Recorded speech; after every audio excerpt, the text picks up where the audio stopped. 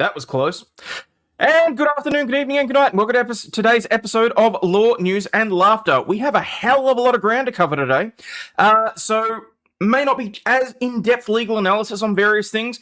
I've literally got anywhere between 40 and 50 tabs open at the moment. We have Hunter Biden being indicted. We have the federal government here in Australia pissed off about the ACT's drug laws and looking to overturn them. We have the photo, the one that I won't call them, we'll call them simps, that following Elon's release of the Mercy photo. We're going to talk about a little bit about that and what the legal implications of that are, given that the mainstream media is trying to basically turn people against him as a result of it. Beyond that, we have murders, we have death-defying stunts, we have McCarthy dropping an F-bomb during a meeting with the GOP. We have an 8-year-old boy accidentally shot when a barrel full of guns was set on fire. We have another woman in New South Wales being tased to death. Yeah, that's becoming a little too much of a frequent thing. And unfortunately, we also do have to talk about some serious stuff, including the family law changes that are going to remove the presumption of shared responsibility between parents. And a judge has apparently rejected a sex slave's innocence bid over arguments that she was just following master's orders. So let's get stuck into it, shall we, people? Welcome to Law, News, and Laughter.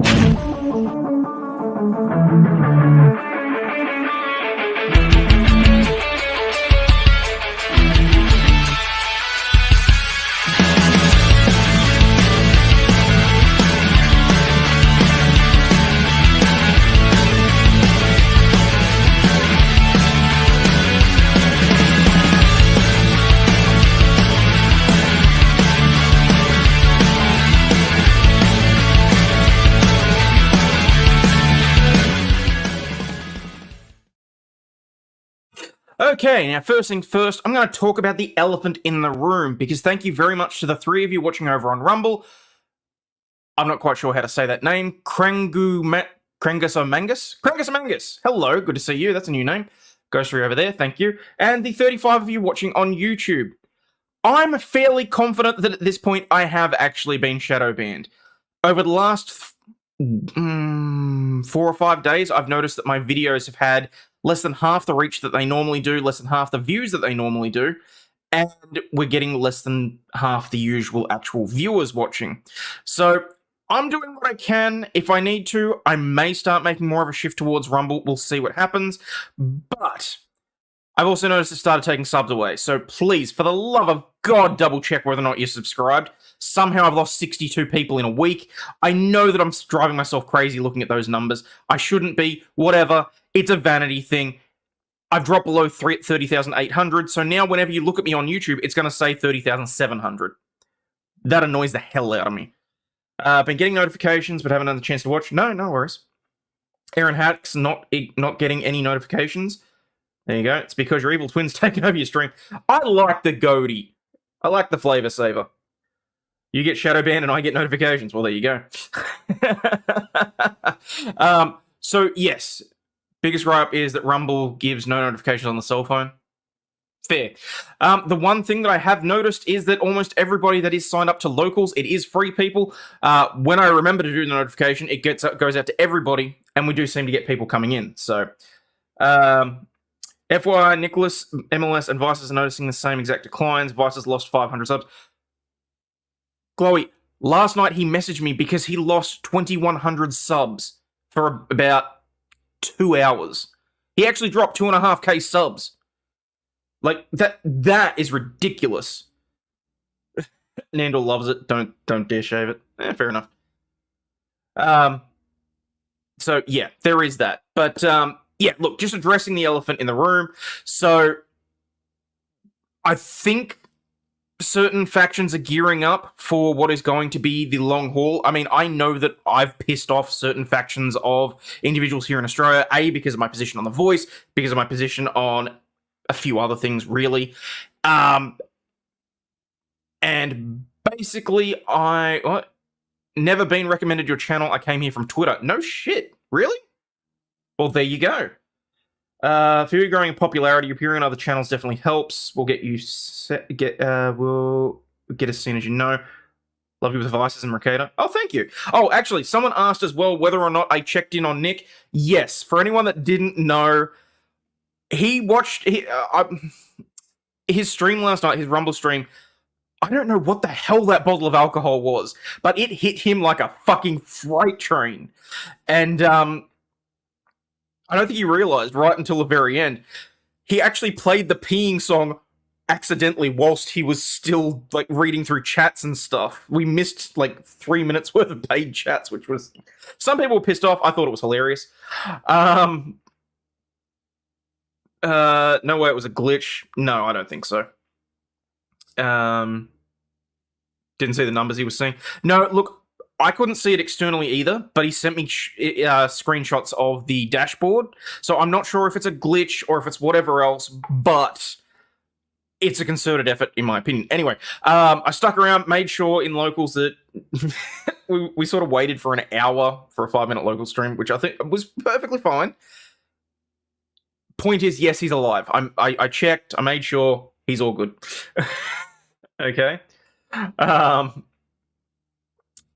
think I'm gonna, because here's the thing. I do that for all of my friends. Whenever I know that they are plastered as hell. Yeah, it was hilarious how crazy it hit him.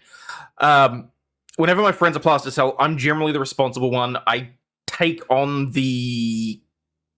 I think it's because we have such a big culture about the designated driver. We drink hard here, but we still make sure we're safe. And we very much look down on and are very reproachful of individuals that drink drive. Hunch the Dirty Roofer with a 3-month membership chat. Wonder if some of the sub losses from dead accounts are people who exclusively use Rumble now. Look, that's altogether possible. The other thing is, I know that YouTube and Google were ramping up to delete a whole bunch of inactive accounts that haven't been used, but I think that was, you had to have not used the account for like 2 years before they were going to start looking at deleting them. There was also a thing where, because I was promoting videos for a little while there as well, so there's a good chance that it was drive-by subs and they're just being removed as well. I accept that, I understand that, I know that that's damaged my channel. I will not be using YouTube promotions again. But, yeah. Yes, responsible is a relative term. The point is, I'm the guy that makes sure everyone gets home safe and sound. I think I'm gonna... Like, I don't want to be the guy asking for people's numbers and that sort of thing, but I'm fairly confident that if I'd called him, his phone would have been on silent, and it's not like Lady R would have heard it. So, yeah, I don't know. Look, it doesn't matter. Point is, he's safe and sound. It was par for the course. Pretty sure he's been way more hammered than that anyway. But thank you for asking, and yes, he was fine. He was perfectly fine. What would you say? I became associated with Megan Fox. Oh, that's not nice, Porcelain Thunder.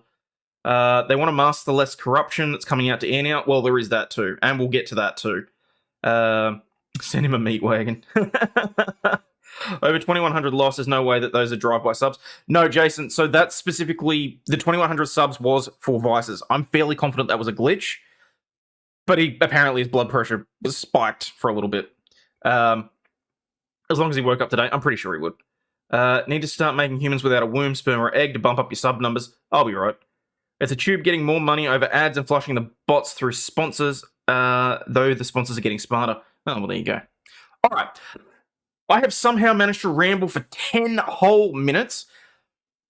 I'm actually impressed with myself because I've been meaning to try and start being able to actually monologue and, well, not monologue, because I watched this whole thing on YouTube about, you know, how to better provide substance and quality to viewers.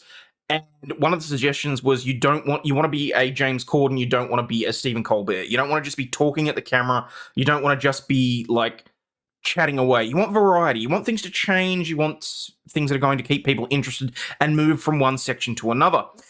So that's sort of where I'm looking at doing different segments. I'm sort of looking at doing some new content, that sort of thing.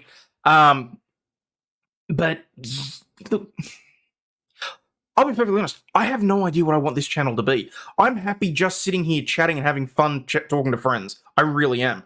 A less drunk Ricada, basically. It's fine, Esprit Flick. I only really care about the punctuation when it's in the news articles that I'm looking at, because that's when I have to take a breath. For the most part, chats are limited to, what, 120, 150 characters? When it's in, like, 3 whole sentence worth of words, and I'm just like, yeah, no. I came after your rambling. Good timing. Well, I do not have the gift of the gab. I do not have the gift of the gab. So when I was younger, I had severe social anxiety, like to the point where my mother had to physically kick me out of the car to go into the local general store to buy a newspaper. Like, I did not like being around anybody. I could have become the biggest otaku on the planet and just stayed in my bedroom for the rest of my life. It was not a good time. I was nervous. I was anxious. I was a homebody. Do I think that that's led to certain things? Yes. Do I think that has improved my? Do I think it led to my ability to study improving? Yes. Do I think that it led to my love of anime? Fuck yes. I make no qualms about that. But it also led me to discover other cultures, to discover other things, mainly because I liked reading it in books or looking at it online, watching videos, all that sort of stuff. I wasn't one that went out and got drunk with friends. For the Aussies in the audience, you'll know what I say, how crazy it is to say that I skipped schoolies because I didn't see a point in it. I'd already put in my application to law school. I'd actually already met Lady Overlaw'd by that stage, so it wasn't like I was going to go there to hook up or anything. And it's just like I didn't see any point to it. My message about rambling caused more rambling. Yes, it did. That's how I am now. Yeah, well, don't want to be either of them. Be a Conan or a Carson. Heyo. Would it surprise you to know that I'm too young to have watched much of Carson at all, and even less of Conan, just because I didn't like Conan? I will be perfectly honest, Andor. I've never actually watched an episode. Dropped out in year 10, so no schoolies. Oh, there you go. Okay. Glowy, former radio host, 100% qualified to tell Aussie that he's naturally gifted at talking into a camera and microphone. You're just trying to suck up. Also, I got your email. Thank you. I will respond at some stage. Oh, jeez. The kid brought something home from daycare yesterday. She's been coughing, and I know that it's not the bug. But at the same time, because I have to lay next to her to fall asleep. Okay.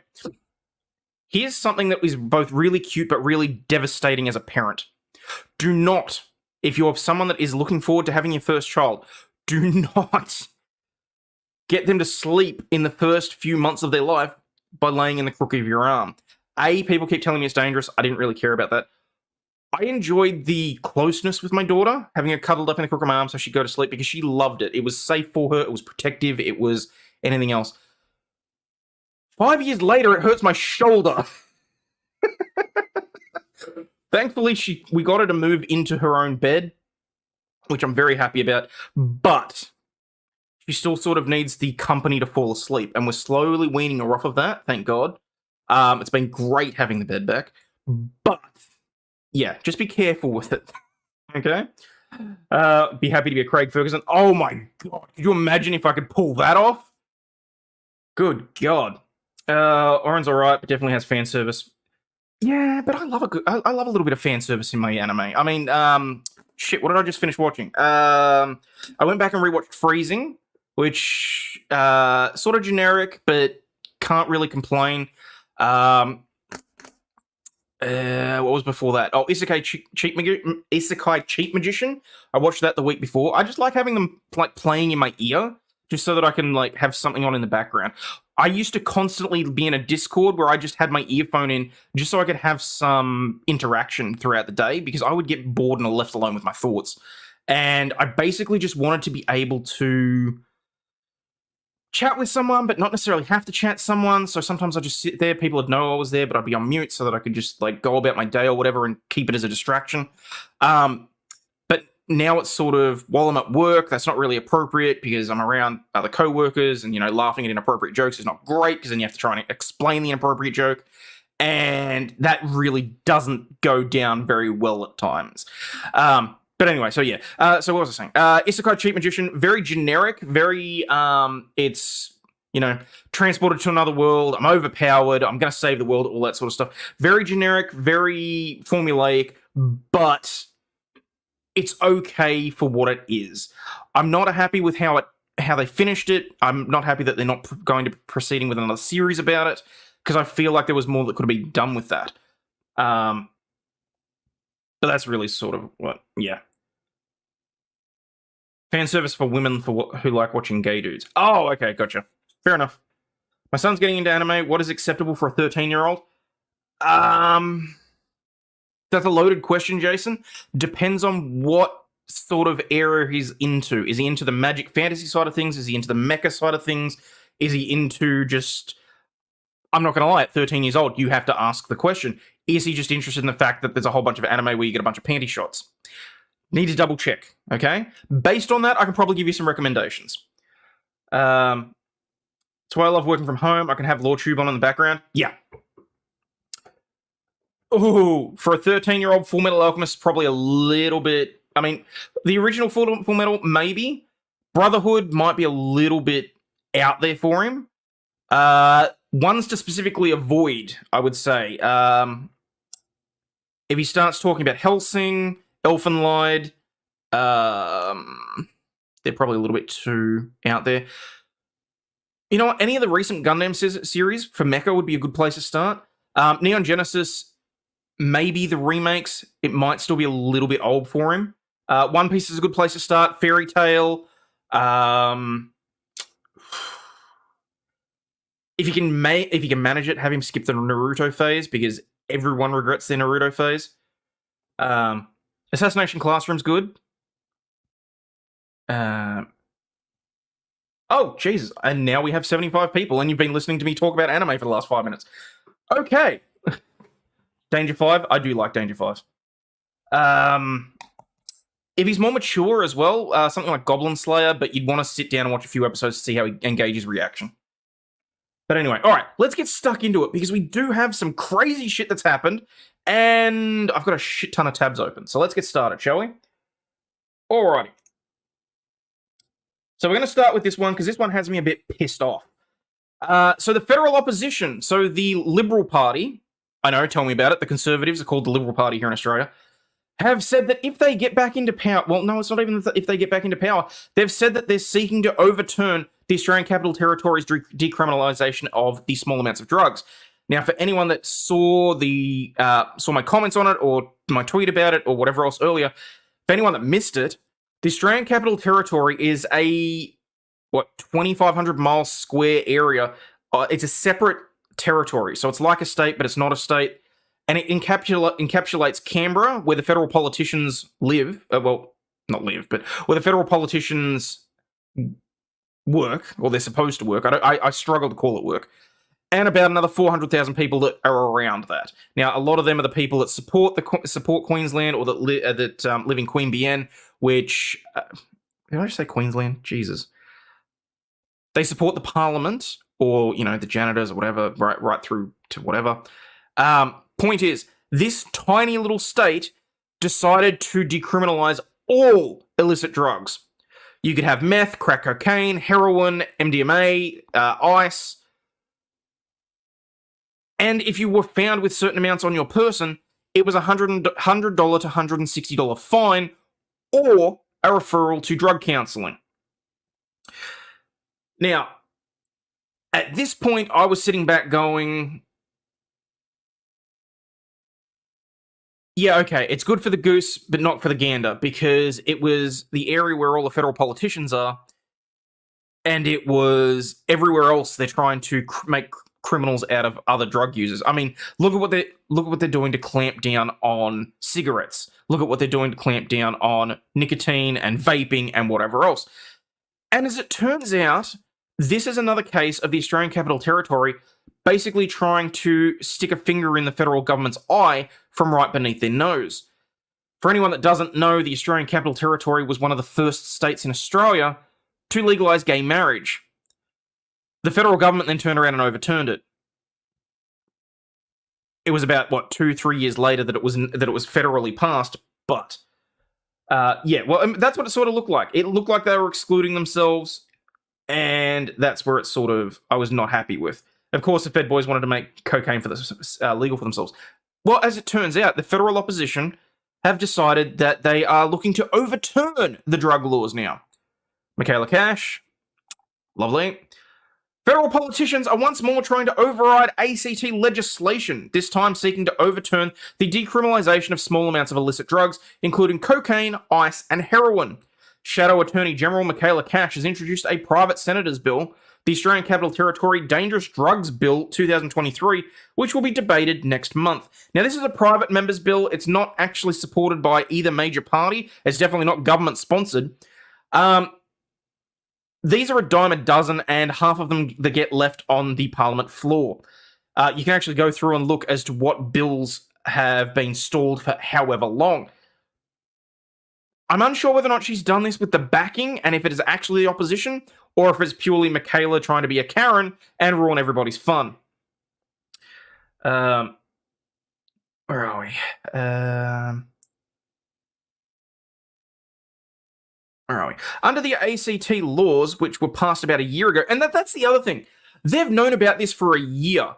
It's only just because it comes into effect as of the 1st of next month that now everybody's up in arms and they want to waste taxpayer money debating on this. They could have ranted and raved about this when this bill became law in the ACT. They didn't. They ignored it. It's not like it was unknown. It made national headlines, and only now are they bothering to, sounds like California and Prop whatever it was passed, then overturned, then repassed. Under the laws that were passed a year ago, people found with amounts considered to be personal possession, smaller than trafficable quantities, would be subject to fines rather than criminal charges. Taking effect next month, the legislation will allow the police to continue to target dealers and try to disrupt Canberra's drug trade. In a statement, federal opposition leader Peter Dutton said the new laws beg a belief. Okay, so it is party-based. I'm totally shocked and dismayed by what the ACT government is doing. Yeah, keep in mind, these are the words coming out of the mouth of a former cop. As a former police officer, I know that our hard-working law enforcement agencies work tirelessly to keep drugs off the streets. Why? We know that the war on drugs has failed. We know that it would be far better for them to be regulated, and we know that it would be a revenue source so that you could stop taxing hard-working Australians through the nose through income tax. And keep our communities safe. Yet here we are, we see this crazy government legislation that gives the green light to drug use and drug importation to Canberra. The ACT government is rolling out the red carpet for drug use and more crime. It is effectively welcoming ice, heroin, cocaine, MDMA, and speed onto our streets. What do you mean effectively? It literally is. It's literally saying, hey, if we catch you with not trafficable quantities of these drugs, it's going to be okay. Can we just throw the Liberal National and the Labor Party in the bin and start again? I would love to, Cynic. I'm one of those people that does not believe that there should be party politics. I genuinely believe you should be elected for your electorate, and there shouldn't be any sort of this, okay, yes, there should be money in it, but they shouldn't be paid anywhere near as much as they are. There shouldn't be... how I would like it to be is that there are no party politics. Everyone gets in there for a reason, not to become a career politician, not to form parties, not to form a what do you call it? I basically call it a conglomerate. I would like to see that people getting in there specifically so they can put forward certain bills. Everyone votes on them as they're supposed to, and the country is governed that way. Because they're actually representative of the individuals that they are paid to represent, not their own interests. He looks like a shiny glove. Can I say the war on drugs failed? That makes Nancy Reagan look bad? Oh, well. I was not born during the Reagan era. I have no ties or, whatever else. So... I get that Ronald Reagan was respected and whatever, but I know very little about the man. That's so. But anyway, to do that, they need to not get paid. Yeah, and I wholeheartedly agree with that. I genuinely believe that it should be a stipend. As I've said before, back when politics used to be a burden, if you wanted to get into politics, you had to leave your job. You had to then you had to basically save up and make sure that you were ready to go into politics, or you had to rely on other family members to support you during the period that you were in power, because you couldn't run a business. Technically, I don't think they're still allowed to do that. Technically, I don't think they can still run a business. But they're receiving hundreds of thousands of dollars to sit around and do shit all, especially backbenchers who don't have ministries to worry about, who don't have, all number of other things. What's that? Get off your horse and drink your milk?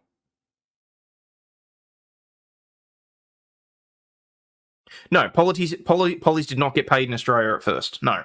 And it pisses me the fuck off that we are now getting taxed through the nose to pay for their cushy lifestyles.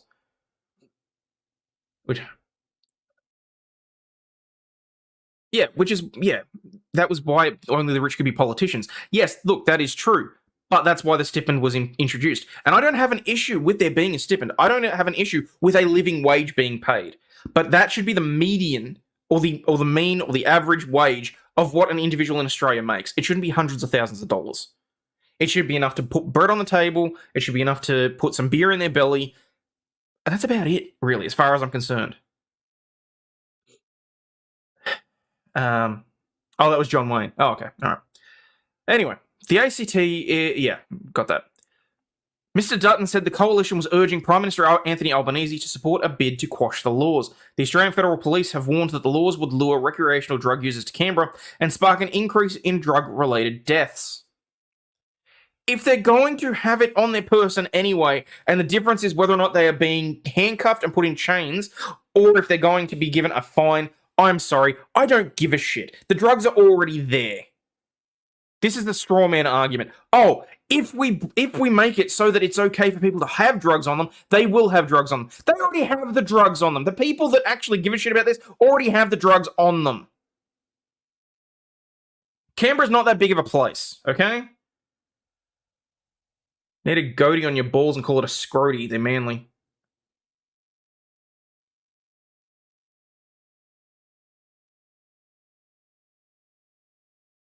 Ew.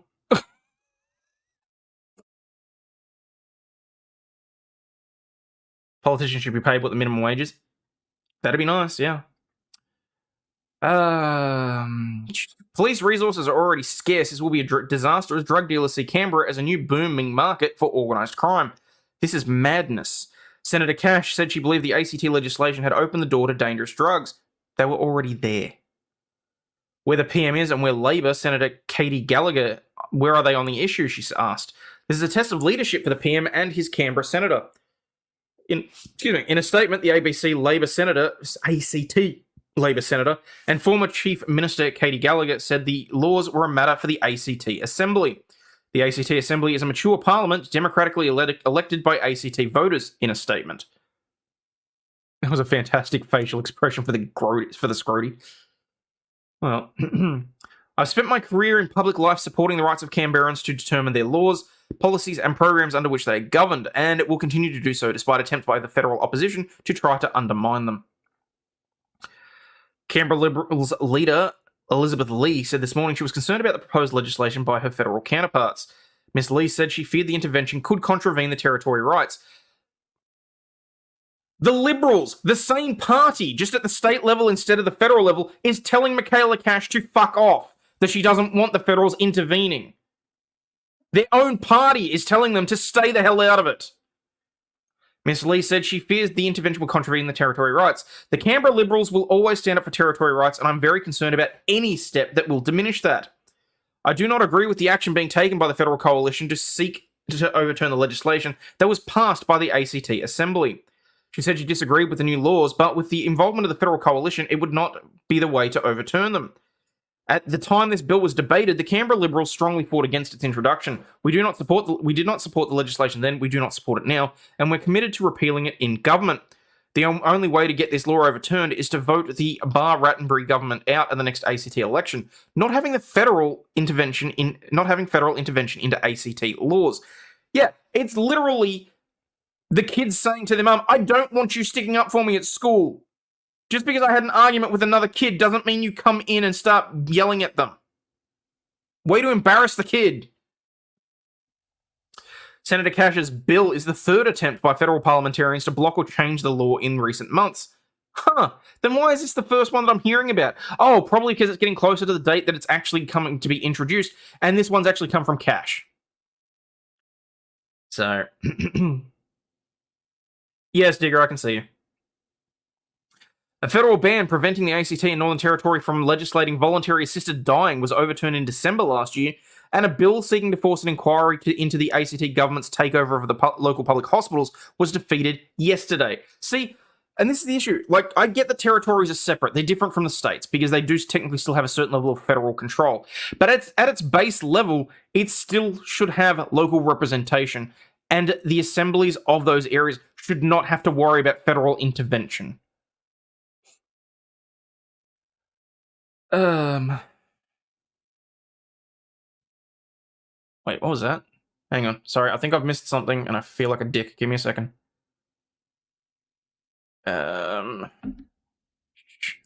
Hodge dropping 10 memberships. Thank you so much, buddy. Sorry, I gotta keep the YouTube one open there because StreamYard I don't see the memberships or half the time I don't see membership chats come up, so. Sweet. Wait, did I say Hutch or Hunch? Shit. Sorry. Been getting censored for suggesting Rumble and Odyssey for channels that's demonetized, mentioning Kick to replace Twitch because the payout is a better split. I haven't looked at Kick. I have not looked at the Kick. I'm already spread thin enough as it is, but thank you to the 87 of you watching on YouTube. Much appreciated. And clearly someone's watching on Facebook because I got a Facebook like. Yay! And 34 watching over on Rumble. Fantastic. Okay. Independent Senator David Pocock said the proposed motion by Senator Cash set a dangerous precedent. We just had a 25-year campaign to overturn the Andrews bill granting territory rights that went through the Senate with unanimous support. What's next? Are we going to see them try to overturn voluntary assisted dying laws once they're legislated? It's a terrible precedent. I think it shows that they are out of touch with the ACT. They're out of touch with everything. They are out of touch with the local people. They are out of touch with the people that they represent as constituents, and they are out of touch with Australia as a whole. I was going to say that the parliament needs to be burnt down and rebuilt from the bottom up, but I'd just be happy with kicking them all out. Because I can honestly say at this point, I don't believe that either of the major parties represent me. I'm not a fan of the Greens either. And it basically leaves me with the hunting and fishing party or the... I don't want to say Democratic Socialists because they suck as well. Nick Naylor, YouTube gave notifications. No, I'm acutely aware of that, people. I'm going to try and be on schedule for what is 9 a.m. my time or 7 p.m. Eastern most days. That will change on Sundays. It'll be 6 p.m. Eastern. Yeah, we're working on it. I'm also trying to get guests on. I'm trying to be a little bit more creative with content. And, yeah. Drain the swamp. Yeah, well, unfortunately, that almost never happens. You're already on lists, just let it burn it down. That's a good point. I'm already on lists, it just depends how far up the list. Alright. Senator Pocock was not confident the motion would pass. I don't think there'll be much support to reach into the territory's affairs outside of the coalition. I should hope not. This morning, ACT Attorney General Shane Rattenbury said he also believed that the federal government should not interfere in matters of territory law. As long as the Constitution is framed the way it is, this is going to continue to be a challenge for both the ACT and the Northern Territory, where federal parliamentarians will seek to use the special powers they have over territories at times to intervene when they don't agree with the locally elected government. This is simply another attack on territory rights. Mr. Rattenbury said he did not think it was a coincidence that just days ago, a motion by Canberra Liberals MLA Jeremy Hanson to overturn the laws had failed in the ACT Legislative Assembly. Jeremy Hanson is clearly running this campaign extremely hard, and it would suggest there is a degree of collaboration with the federal coalition. Ooh. Mr. Rattenbury said the federal government had misunderstood the views of the ACT community. I think it's time to reflect. I think this doesn't reflect the majority view in Canberra. Oh, that's right. I haven't taken a single sip of it yet.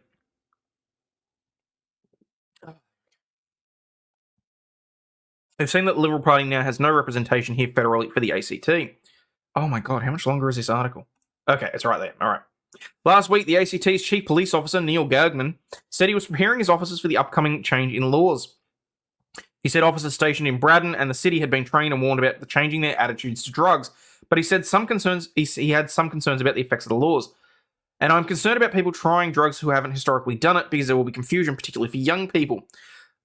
That's more or less what this is designed to avoid, is that there's issues with people just trying things for the first time or whatever else. But anyway.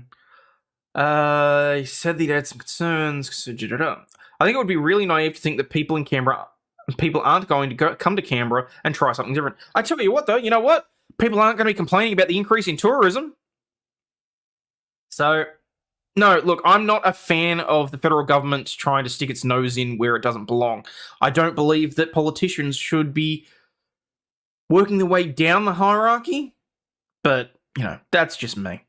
So, dear Australia, please learn from California's mistakes. Just say no. But anyway, all right, let's move on to something a little more stupid, shall we? British Columbia man offended by a person wearing camouflage pants has called the police. Why do they have this video of the chick that loses her pants? That's, on the one hand, can't help but watching. On the other hand, it's completely irrelevant. A person wearing camouflage pants in public left a British Columbia man outraged last week, so much so that the 27-year-old Trail resident called the police to complain and said he was offended on behalf of the military. Have a cup of concrete and harden the fuck up. Offended on... No, I'm sick and tired of people being offended on other people's behalf. Offense can only be taken, not given. And offense in this instance is on behalf of the military complex? What the hell is wrong with you? He believed that citizens were not allowed to wear those kinds of pants. Well, you're clearly misinformed. I wear those kinds of pants on a daily basis. According to the Trail and Greater District RCMP, Royal Canadian Mounted Police, an officer received a call on Friday afternoon about the garment.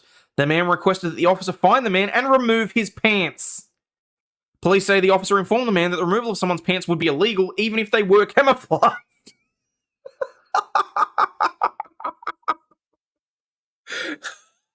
Yes, I'm offended that they are offended, but I've taken the offense on my own behalf. That's what I'm saying. The caller told the officer he would remove the pants himself under the order of the King of England. The officer replied that forcefully removing the man's pants would constitute an assault and dissuaded him from taking action. Our officers did look for the man reportedly wearing camouflage pants downtown, but unsurprisingly couldn't find him.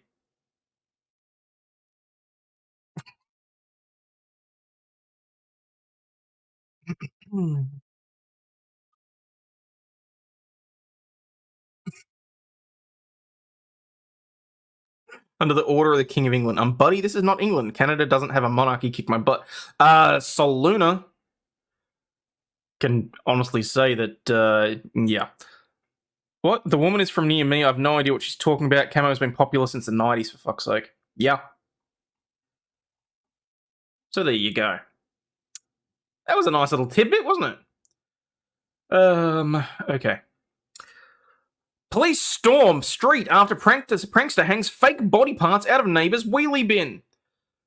Police stormed a street after a prankster hung fake body parts out of a neighbour's wheelie bin. Officers was called to the scene in Devise by a member of the public at around 4:30 p.m. on Tuesday. They began their investigation into the report, searching various bins in the area. Well, that's dangerous, because then all of a sudden they've got exigent circumstances if they manage to locate anything else illegal in the bins. This prankster could have gotten some people in real trouble. Pants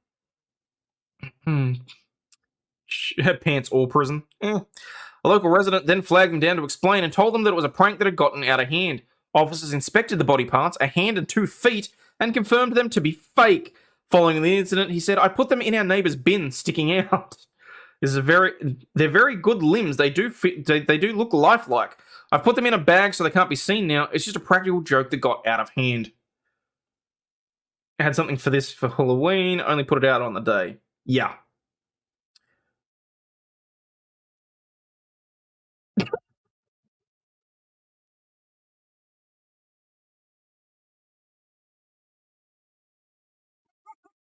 So many jokes, but I'm not going to be inappropriate, Isabel.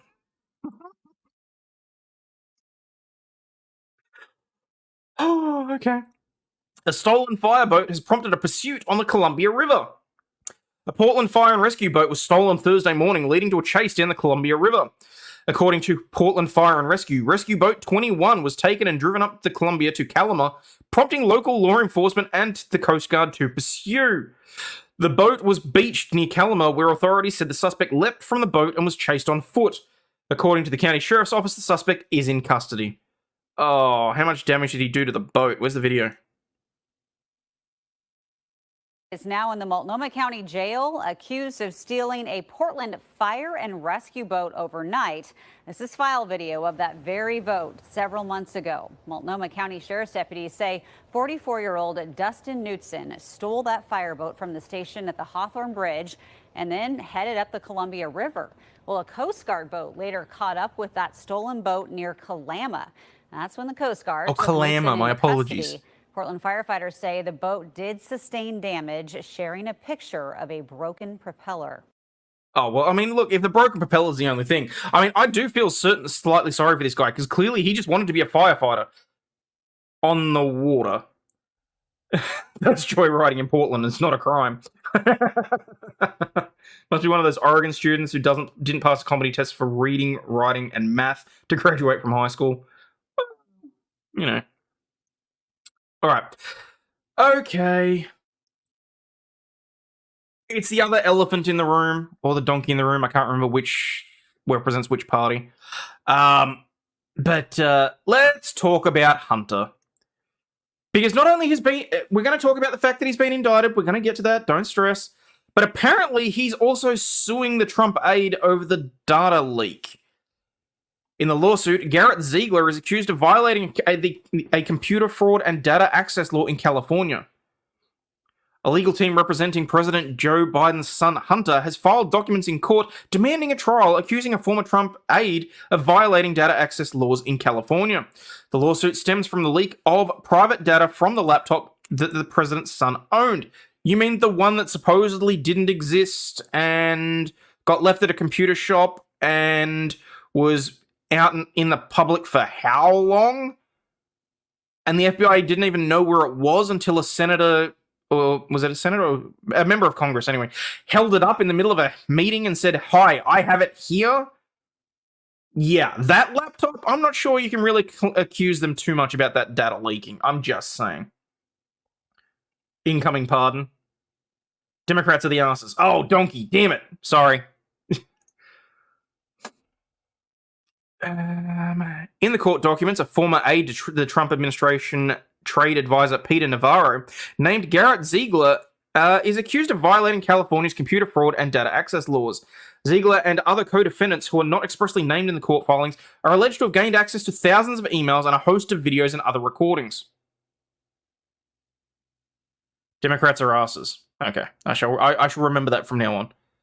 Oh, maybe I should put that on a mug. Oh, I should remind people as well, I do have a Teespring store now. I don't know whether or not it's going to show up beneath the video because the connection between YouTube and Teespring sort of isn't working. But let me know if you can find it or not. I've got the piece of you are not a piece of shit glass, a mug, a few other things in there. That I may just write down and actually put on something else. That's probably... Where are we? Democrats are asses. That way I will not forget. Okay, where was I? Shit. Because I'm going to have to try and cut that out. The lawsuit accuses the defendants of taking the data and spreading it on the internet. Lawyers from Biden say Ziegler has lovely. Devoted most of his waking time and energy to accessing, tampering with, manipulating, altering, copying, or otherwise using the data from the laptop since he left the White House. Oh, so now they're trying to say that the stuff on the laptop's been tampered with, manipulated, or altered by a Trump aide. It was abandoned in the law in the state that it was abandoned gives ownership to the computer shop. Therefore, the laptop and its contents are the shop owner's property. No violation happened. Don't know if I can call that legitimate, but that I can't really complain. Holy crap, didn't realize using the popcorn function on my microwave actually makes the popcorn taste better. Yeah, I think it reduces the wattage so that it can go around for a longer time. And like, yeah, it does something. I've never found the defrost to work though. I've never found defrost to work on the microwave. Within the last 2 weeks, the lawsuit alleges defendant Ziegler went so far as to declare on social media that efforts by the plaintiff to serve him with legal process in the future would be met with violence, Hunter's lawyer wrote. According to court documents, lawyers say the defendant wrote, "If the US president's son sends a proxy, i.e. a process server, to illegally trespass on my property..." Okay, no, you are taking that out of context just so you can make it sound worse than it is. It's literally, if the US president's son sends a proxy to illegally trespass on my property, I will blow their fucking brains out. Castle doctrine. It's trespass. I have no issues with that tweet whatsoever. You have specifically inserted the words, i.e. a process server, into that. By doing that, you have completely changed the tone and the representation of that. Was it on Twitter? I'm assuming it was on Twitter. That's bullshit. Politico reported that Ziegler has used his non-profit group Marco Polo to talk about his work sharing contents from the hard drive that is said to have once been in possession of Hunter Biden. Politico reported that it obtained a statement from Ziegler in which he claimed he had not been served with the lawsuit by the time the outlet reported it on Wednesday. The former Trump administration aide said he had read about the threat of a suit, according to the report from the outlet. "It's not worth the paper it's written on," he said in the statement. I'm inclined to agree, but I would like to see the contents before I... some images must be censored due to CP and XXX images. Well, there is that. To be fair, that sort of stuff shouldn't exist. Actually, that's a good point. So one of the... For anyone that doesn't know, I do occasion the Reddit threads. I did mention that yesterday and got some grief for it, but one of the threads there is Oz Legal. And I was looking through because I occasionally may point people in the right direction for certain things anonymously and obviously not providing any sort of legal advice or anything. And there was one there where a guy was there and he wasn't sure what to do because some members of his family had been involved with something awful that had happened between the kids. One of the kids was slightly older and had engaged with one of the younger kids. And the parent of the older child had asked him to hold on to the video of what had happened because they were worried that if they gave it to the police, it would disappear or something. And he posted that there, and like a crime scene technician had to specifically say to him, do not under any circumstances accept that video. Nobody, irrespective of the circumstances, is allowed to possess that material, whether or not it is of a family member or of anyone else. It is completely illegal. And I'm sitting there like, how does no one fucking realize that? Like, why would the mother think it was okay to keep a copy of that? Why would she try and pass it off to her brother-in-law? Like, it was completely fucked up. And it's just like, yeah, okay, you need to hand that off to the police and you need to delete all traces of it because it's not appropriate. In California, you're supposed to run out your back door even if your home is being invaded. Holy shit. Okay. On Tuesday, House Speaker Kevin McCarthy directed the House to open an inquiry to review President Biden's interactions with his son Hunter and his business dealings. Oh, I think McCarthy did a little more than that. He spoke about the inquiry on X, formerly known as Twitter, on Wednesday morning in a reported effort to help alleviate concerns of some members of the Republican Party, saying that it was not a political stunt. Well, it's certainly not going to help. I mean, it's not going to hinder, is it? So, okay. Where are we? So this next one has a trigger warning. Just to help with people's fifis, just in case. Neighbor recorded racist "I'm killing me" a voice message threatening black mum and son, according to the feds. A 47-year-old Maine man has been federally indicted after allegedly recording a racist message that said, "I'm killing me a..." in August 2022. Charles Allen Barnes of Lewiston was indicted last Thursday for using an internet-based message service to send the voicemail to DF, who was identified as an acquaintance of the defendants and a close friend of KT, a black woman who is Barnes' neighbor. Yeah, I'm not sure how I feel about this one because it was passed on to a third person and they saw it as the... Yeah, I'll be interested to see this one go through. According to the indictment, Barnes used the messaging service to send DF the recording that forms the basis of the threat to injure charge. I've been parked outside KT's apartment since early this fucking morning, sis, waiting for someone to step outside, and the first one who does is gonna die. Whoa, okay, alright. Just like that, I don't care if it's her kid or her or her boyfriend, I don't care. I'm killing me a... Yeah, this guy needs to be behind bars. The indictment further alleges that Barnes intentionally selected KT as the object of the offence because the actual and perceived race and colour of her and her son. Title 18 US Code Section 875 criminalizes the transmission in interstate or foreign commerce any communication containing any threat to kidnap any person or threat to injure that person, the person of another. I'm interested in the fact that they had to actually get this one. Like, that's what they had to use in order to arrest him. Barnes, a husband and father, addressed the charges in a Facebook post about the case, claiming that his life has been hell recently. Ever since the story was put out by Maine's Attorney General, my life has been hell. Being between consistent tampering with my car, slashing tires or people cutting brake lines and stuff? Like, what are you talking about tampering with your car? Harassment from a few customers, eviction, death threats, etc., he wrote on Monday. Why don't you call the police? Because someone can literally cut my brake lines and the cops won't even write a basic report. They'll just instantly accuse me of doing it myself to scam my liability-only insurance that won't cover it. Charged and convicted are two separate things, but no one cares. The DOJ noted that Barnes faces up to 5 years in prison if convicted as charged. As in any case, he is innocent until proven beyond a reasonable doubt. In another post on Tuesday, he shared a link to the Eminem song Love the Way You Lie featuring Rihanna and wrote, "All I will ever be is a monster pretending to be a man." Oh, we have the indictment. Lovely. Defendant Charles Allen Barnes is a resident of Lewiston, Maine. We know that. Count 1. On or about 30th of August 2022, the defendant knowingly and willfully transmitted in interstate commerce a threat to injure another person. Commerce? Hell's a place in Norway. It's actually not bad, quite scenic. Let's try and zoom this in a little bit.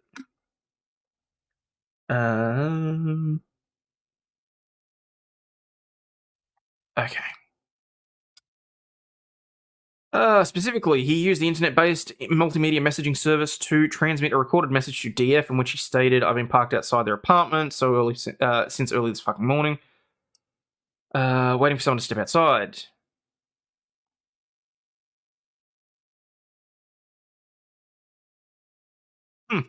He intentionally selected KT as the object of the offence described in Count 1 because of the actual and perceived race and colour of KT and her son.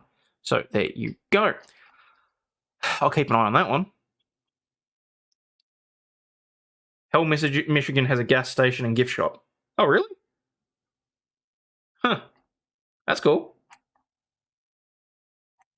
Okay. What do we got? We got McCarthy dropping the F-bomb. I kind of want to link, though, into the... Hang on, where is... Shit, don't tell me I closed the damn tab with the indictment on it. Fuck. Sorry, guys, give me a second. 2-year-old shoots intruder. 75 crocodiles on the loose.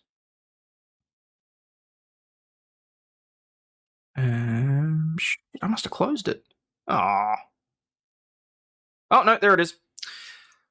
Hunter Biden, son of US President Joe Biden, because, you know, most people in Australia have no idea who he is or why we should care, charged with gun crimes. Hunter Biden, the son of President Joe Biden, has been charged with 3 gun offences, setting him on the course for a possible criminal trial as his father campaigns for re-election in 2024. A grand jury in Delaware voted to... Damn, forgot the other phone. Voted to press charges, a process known as an indictment in the US, in a significant step forward in the Justice Department's 5-year investigation into his messy past. It follows Tuesday's move by Republicans to open an impeachment inquiry into the president to investigate whether he was improperly involved in his son's business affairs while he was vice president. The indictment creates an extraordinary situation in which the Justice Department will be simultaneously prosecuting multiple cases against former President Donald Trump and the current president's son in the lead up to next year's November election. Hunter Biden, 53, is accused of lying about his crack cocaine addiction on paperwork when buying a gun, and owning the weapon while using the drug. If convicted, he would face a possible prison sentence. I'm in two minds about that because A, shall not be infringed. B, it's Hunter. Are we talking about a weekend at Bernie situation? Maybe.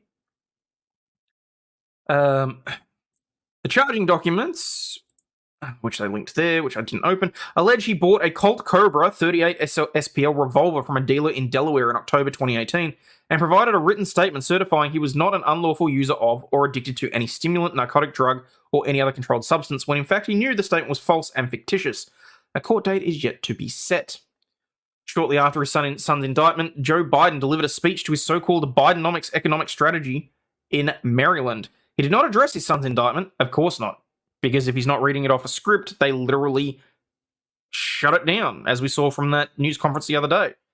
All of a sudden, he's talking off script, and the press secretary, I can't remember what her name is, the one with the French name. Yeah, we're all done, people. We got to get him off the stage. Someone play Emmy music. Get him off the stage. It's not the right to keep and possess. It's a reasonable restriction that you can't possess while one impaired, says Trenton. Okay. See the video of Biden eating his booger on live cam? God, no. Oh.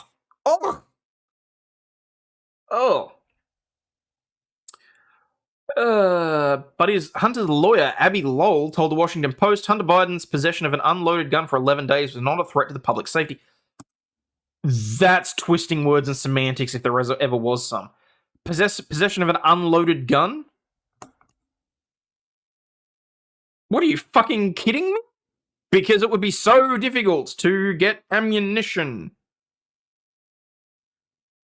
But a prosecutor with all the power imaginable bending to political pressure presents a grave threat to our system of justice. Oh, Fanny! Thank you! That's a soundbite that can be used.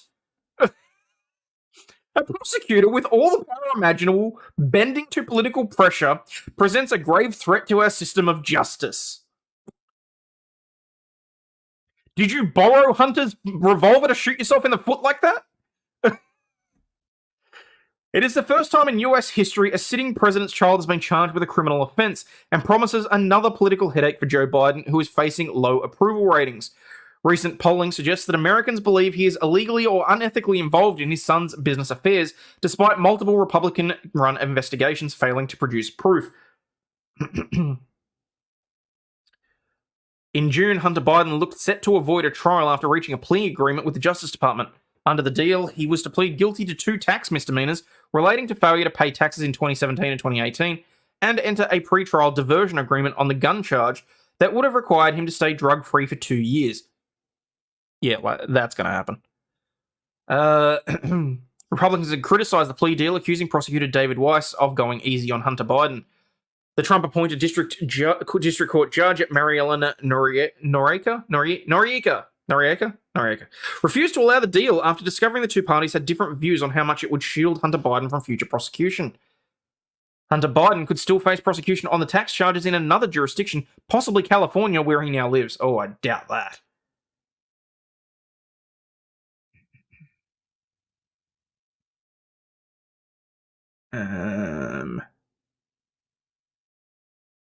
See the news about Canada funding massive cricket breeding factories because they're about to be pushed as the cheapest, healthiest snack for low-income people. We have actually reached a point where people are unable to buy food and they're suggesting that they eat bugs.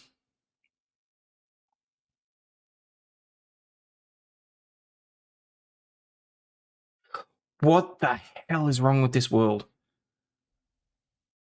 I mean, don't get me wrong. If you are starving, you will eat what you need to survive. But for someone to be like, for the dignity to be removed from that situation, oh my god. He has been open about his struggles with drug addiction and alcoholism, which he says spiraled out of control after his brother Beau died from brain cancer in 2015. Republicans in Congress have been investigating his subsequent business dealings abroad, including his role in the board of Ukrainian energy company Burisma, while his father was vice president and overseeing US relations with Ukraine. They pointed to the 2016 sacking of Ukraine's top prosecutor, whose department had at one point been investigating Burisma, as evidence of Joe Biden improperly using his influence to help his son. Joe Biden was among the Western leaders who had pressured Ukraine to sack the prosecutor, citing a need to clean up corruption in Ukraine at the time. Oh, because, it's okay to do it to another country, but God forbid they fix up the corruption in the West. You would eat the bugs, and you would live in the pod, and you would own nothing, and you would be happy about it.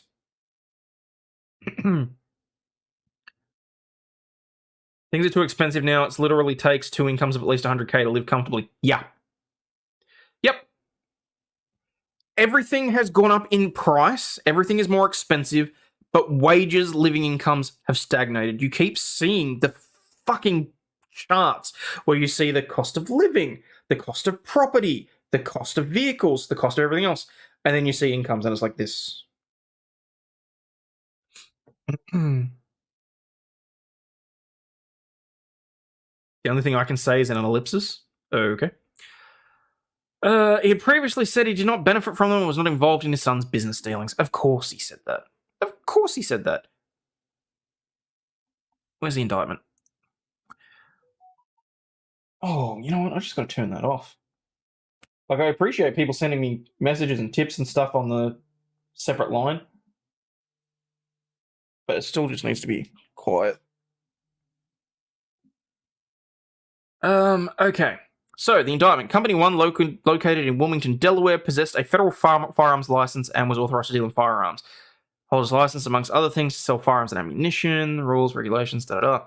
Question E on Form 4473 requires a prospective purchaser to certify truthfully that he or she is not an unlawful user of or addicted to any stimulant, narcotic, drug, or any other controlled substance. In the certification section of the form, the actual buyer must certify his or her answers to the questions are true and correct.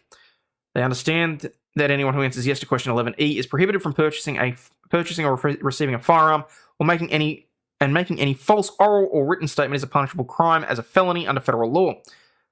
On or about 12 October 2018, in the District of Delaware, the defendant Bob Hunter Biden. I love how he went with Hunter because it sounds like it's so more like white upper class instead of Bob. Where's Rowan Atkinson when you need him? Nice to meet you, Bob. In connection with the acquisition of the firearm, that is a Colt Cobra 38 SPL revolver with a serial number RA551363 from Company 1, licensed under the provisions of Chapter 44, Title 18, knowingly made a false and fictitious statement intended and likely to deceive the dealer with respect to the fact, material, or the lawfulness of the sale of the firearm. He provided a written statement certifying he was not an unlawful user or addicted to any stimulant, narcotic, drug, or controlled substance. Count 2. So what else have they got him on? Knowingly made a false statement with respect to the information required by the provisions. He was not an unlawful user of or addicted to any stimulant. Okay, so they've got him on 2 charges over there. Oh, look, there's a third one. Did knowingly possess the firearm. Said firearm having been shipped and transported in interstate commerce. Oh, so they've actually got him on 3. So they've got him for lying on the forms twice and then possession of the gun itself. Seems the name Robert is better than Bob. Bob.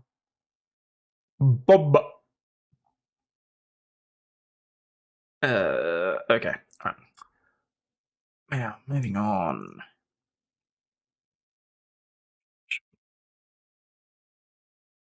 Okay. The other big news: escaped murderer Daniello Cavalcante survived only on watermelon for 2 weeks, hid poop under leaves, and reveals just how close cops came to catching him.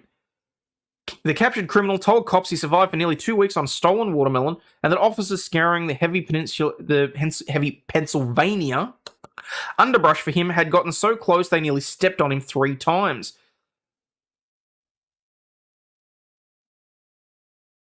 Well, I mean, good on them for actually finding him using that dog, I suppose. Oh, which I think is hilarious that the dog that found him is named Yoda.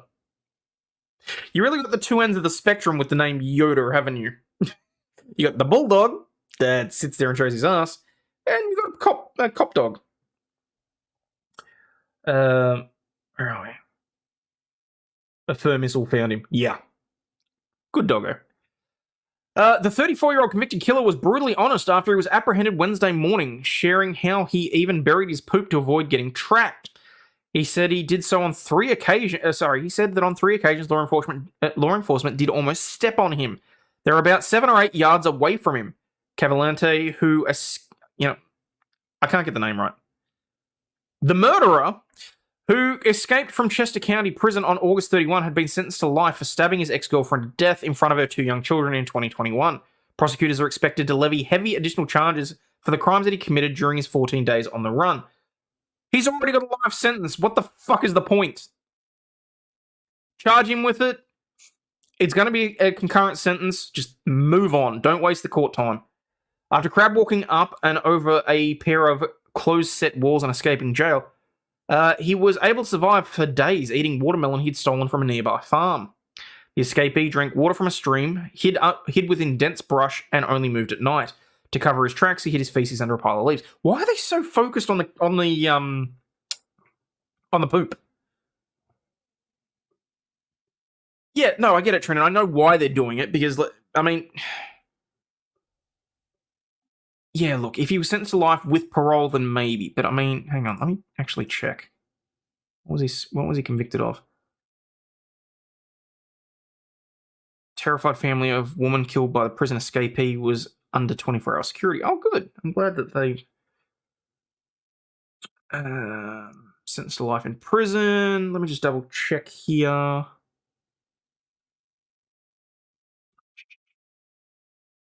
Found guilty of first-degree murder.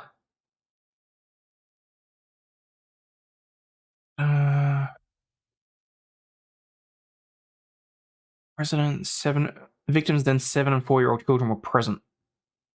Son of a bitch.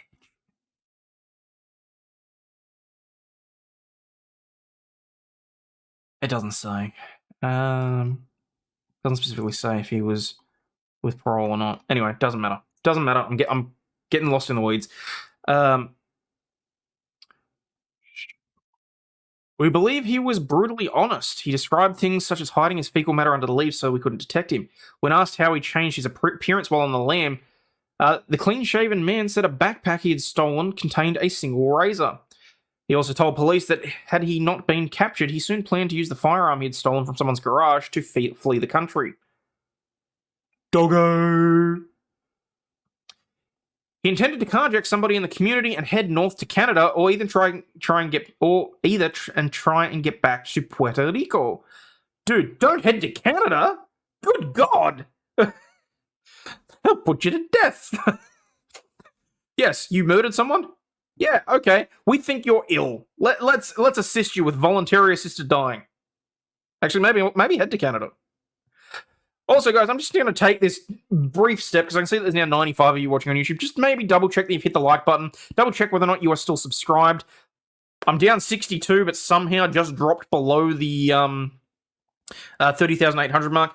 The numbers on YouTube's back end do not make any sense to me right now. I have no idea how Jeff dropped like 2,100 and then went back up, and then we're all losing subs. Apparently, across the board, there's some shit going on. But maybe, if you're enjoying the content, just hit that like button like it's a kangaroo that's holding your dog hostage, and just maybe consider subscribing to the channel. What the fuck is he, a zombie? What is that picture? I think it's just that they smacked him on the head and he was bleeding while they arrested him. Officers hauled him off without firing a single shot, but not before posing for a group photo with the recaptured criminal, as you do. He said he was going to do that in the next 24 hours of being prior to being captured, and that was the reason he kept the firearm. He knew he needed a weapon in order to get a vehicle. He was finally captured on Wednesday morning after he tried to escape a Belgian Malinois canine named Yoda, who sank his teeth into the killer and pinned him to the ground. That's why he's bleeding. The dog bit him. I know I shouldn't be look, I know it makes me a horrible person for taking joy in the fact that this convicted murderer, who murdered a woman in front of her young children, was bitten by a canine unit. I know that's wrong of me, but I'm going to revel in it a moment, okay? It's fine. I'll save everybody else a seat in hell, okay? I don't care. He got what he deserved. Bork, bork, nom, nom. Doggo was a good boy. Doggo was a good boy. So where are we? So he escaped. Seen on Ballon Lane, Westchester. Left footprints. Westchester. Confirmed FBI sighting. Dogs picked up his trail. Stole a rifle from a garage. Okay. All right. He eventually made his way to the US. What? Hang on. Convicted killer and escaped fugitive was captured when the canine officer sniffed him out in the Pennsylvania woods. He infamously crab walked up the walls of the Chester County Prison on August 31. The 5-foot-tall killer was originally behind bars for fatally stabbing his girlfriend in 2021. Previously, in November 2017, he allegedly confronted a friend in the middle of a town in Brazil over money and gunned him down. He eventually made his way to the US using a fake identity, slaying his partner 4 years later in front of her son and daughter. A week after being sentenced to life in August, he escaped. Are you seriously telling me? Hang on, so that's a different article that may actually tell us. Convicted murderer escapes 1 week after getting a life sentence. Brazilian who speaks Spanish and Portuguese was sentenced to life in prison without parole. Okay, so it's confirmed. It was life in prison without parole. Throw his ass back in jail and just make sure he can't get out. She called him short and he snapped. Missile launched. In addition to the murder of his ex-girlfriend, he's suspected of gunning down a friend with 6 shots in 2017. After that killing, he hid out in the Brazilian ranch lands for weeks before making his way north and illegally entering the US. A preliminary hearing for him has been set for September 27, according to court documents, which noted he was denied bail. You think? Throw him in a dark hall or call him shorty at least once a week. Oh, smack. Alright, guys, you over on Rumble, you need to hit that thumbs up. Come on. I can see that there's 50 of you watching and there's 17 thumbs up. You can do better than that. Alright. Moving on. Which means I can close all of those tabs. Oh, shit, not that one. That was the one about the death-defying stunt, wasn't it? So I can close that one, that one. Damn it, I have to use this twice in one episode. Florida mum who brought her son to a cocaine-fueled threesome at a hotel where a man died feet away from the boy, who was then left alone with the body for hours. Yeah, she looks like it, doesn't she? Catching every few words. Why was bail even a question? Look, it's still a question, but it still should have been. There was never any question. A 32-year-old woman in Florida was arrested over the weekend for bringing her 11-year-old son to a hotel room where she drank, snorted cocaine, smoked pot, and had group sex with 2 men, one of whom died overnight just feet away from where the child was sleeping. Anne Marie Kemper was charged with 1 count of child neglect without great bodily harm over the lecherous incident, court records revealed to Law and Crime Show. A woman thought it was okay to bring her child to a resort in the middle of the night so she could engage in narcotic use and sexual activities, said Flagler County Sheriff Rick Starley in a statement. Unfortunately, her son was stuck alone in the room with the deceased male for several hours until she got back. On Sunday morning at about 9:39 a.m., deputies with the sheriff's office and emergency medical response responded to a medical emergency at the Hammock Beach Golf Resort and Spa, according to a probable cause affidavit. Upon arriving at the scene, paramedics began life-saving procedures on a 60-year-old unresponsive male. Wait. 32-year-old woman engages in a threesome with a 60-year-old man and some other unknown whilst her son is in the room.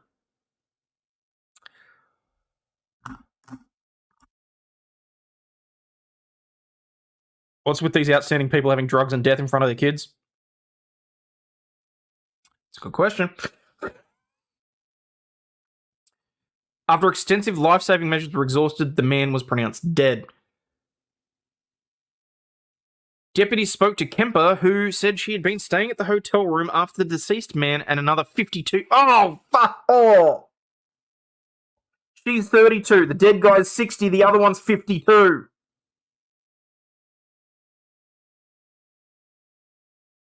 Yeah, meth. Not even once.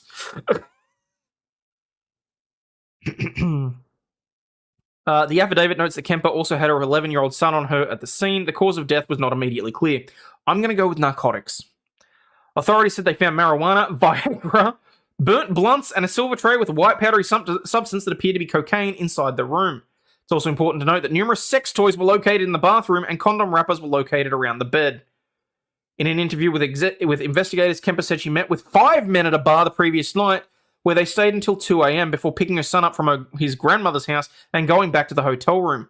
They all drank, smoked, and did cocaine until 3 of the men left, so it was she and 2 of the men remaining, so that they could have group sex in the room. Kemper said that before engaging in the threesome, they attempted to push the couch that son was sleeping on into a closet and covered up the door with a sheet so he wouldn't see or hear the sexual activities occurring. Yes, because sheets are known for their soundproofness and their bulletproof capabilities. Sometime after the sexual activity ceased, Kemper said she heard what sounded like a 60-year-old man having a medical episode, but shortly after the noises stopped and they decided he was sleeping. Kemper and the 52-year-old man then left the room at 5 a.m. where they were gone for several hours, leaving her son behind. When they returned at about 9:25 a.m., they found the 60-year-old man unresponsive and cold in the bed, which is when they called 911. Investigators wrote that it was important to note that her son was left alone in the hotel room with an unresponsive 60-year-old, drug paraphernalia, and sex items for numerous hours. DCF responded to the scene and took custody of the 11-year-old child. Kemper was arrested and transported to Sheriff Perry Hall Inmate Detention Facility for booking. She remained in detention on $15,000 bond as of Wednesday afternoon. Upon her release, she's been ordered to have no contact with her son until the close of her case or a subsequent court order. So there you go, there's that. My sheets are not made up of Kevlar. No. Being raised in a barn. Oh, crap.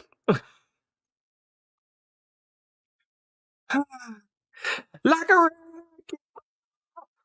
Putinian woman arrested after twerking at an officer. A woman spent the night in police cells after twerking at an officer trying to enter his vehicle. Royal Canadian Mounted Police say they were called on September 10 at 7:25 p.m. for a report of a woman causing a disturbance at the 1400 block of Bay Avenue in British Columbia. What the hell is with British Columbia today? Local woman 28 had refused to leave a business when told by employees to leave. A Mountie attended and almost got mounted as he tried to convince the woman to leave the business, but she declined to leave the area. He suspected that she may be under the influence of drugs. When the officer attempted to return to his police vehicle, the woman blocked his path and began twerking while yelling obscenities at him. The officer warned the woman that her actions would result in arrest. However, she remained committed to her course of action. I got this booty and I'm going to flaunt it.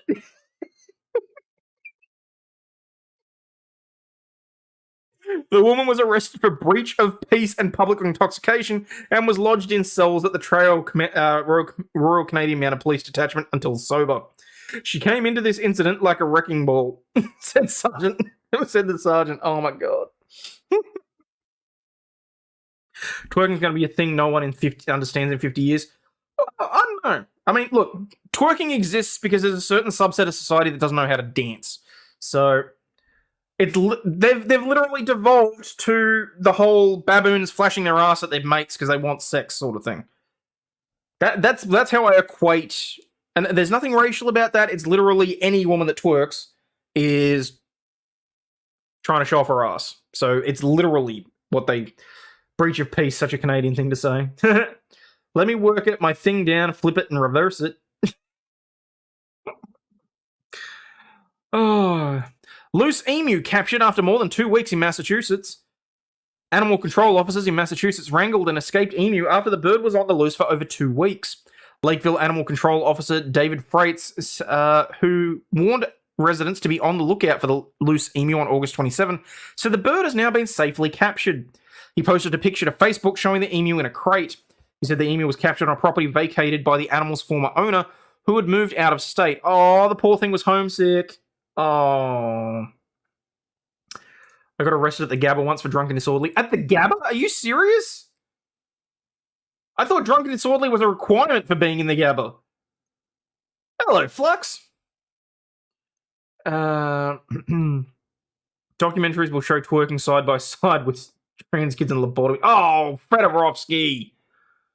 I don't necessarily disagree with you, but Fedorovsky. Thank the new owners of the property for allowing the search to operate. There's a video. Happening right now. An emu is on the loose in Lakeville. We're told Mew. Mew. Like the Pokemon. Mew. Emu. Aussies invading Massachusetts, apparently. Has been wandering around for the past week. To his home, checked his Ring camera footage, and at 3:30, that emo was in his backyard. So, guys, you never know. We still might have some luck this Wednesday night as the search is very much underway. Oh, this is what The I'm Lang looking Street for. area of Lakeville has a new neighbor in town. Others still on the lookout. But you guys have your I'm just skipping through it because I'm not getting content claimed for a fucking emu news story, okay? Helping animal control to precisely locate the elusive bird. Send it back to Australia. Emu sounds so American. It sounds like it's a giant cow. No, you know what? It sounds like a cow on OnlyFans. It's not an e-thought, it's an emu.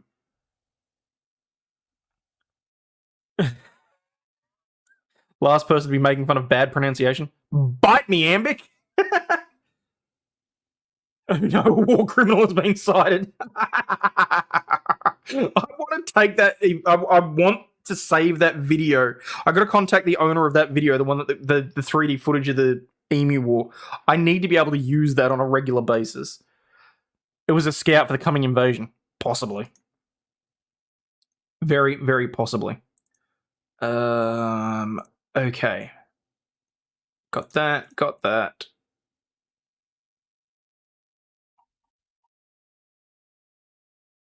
All right. So apparently McCarthy dropped an F-bomb while venting his frustration with GOP members. House Speaker Kevin McCarthy vented his frustration about the hardline Conservatives holding up appropriations, dropping an expletive as he dared his fiercest critics to attempt to vote to oust him. During a closed-door conference meeting on Thursday, McCarthy addressed an uptick in threats of members to call for a motion to vacate the chair, a move to force a vote on ousting the Speaker. If you want to file a motion to vacate, then file the fucking motion, he said. McCarthy's comments followed Representative Matt Gaetz.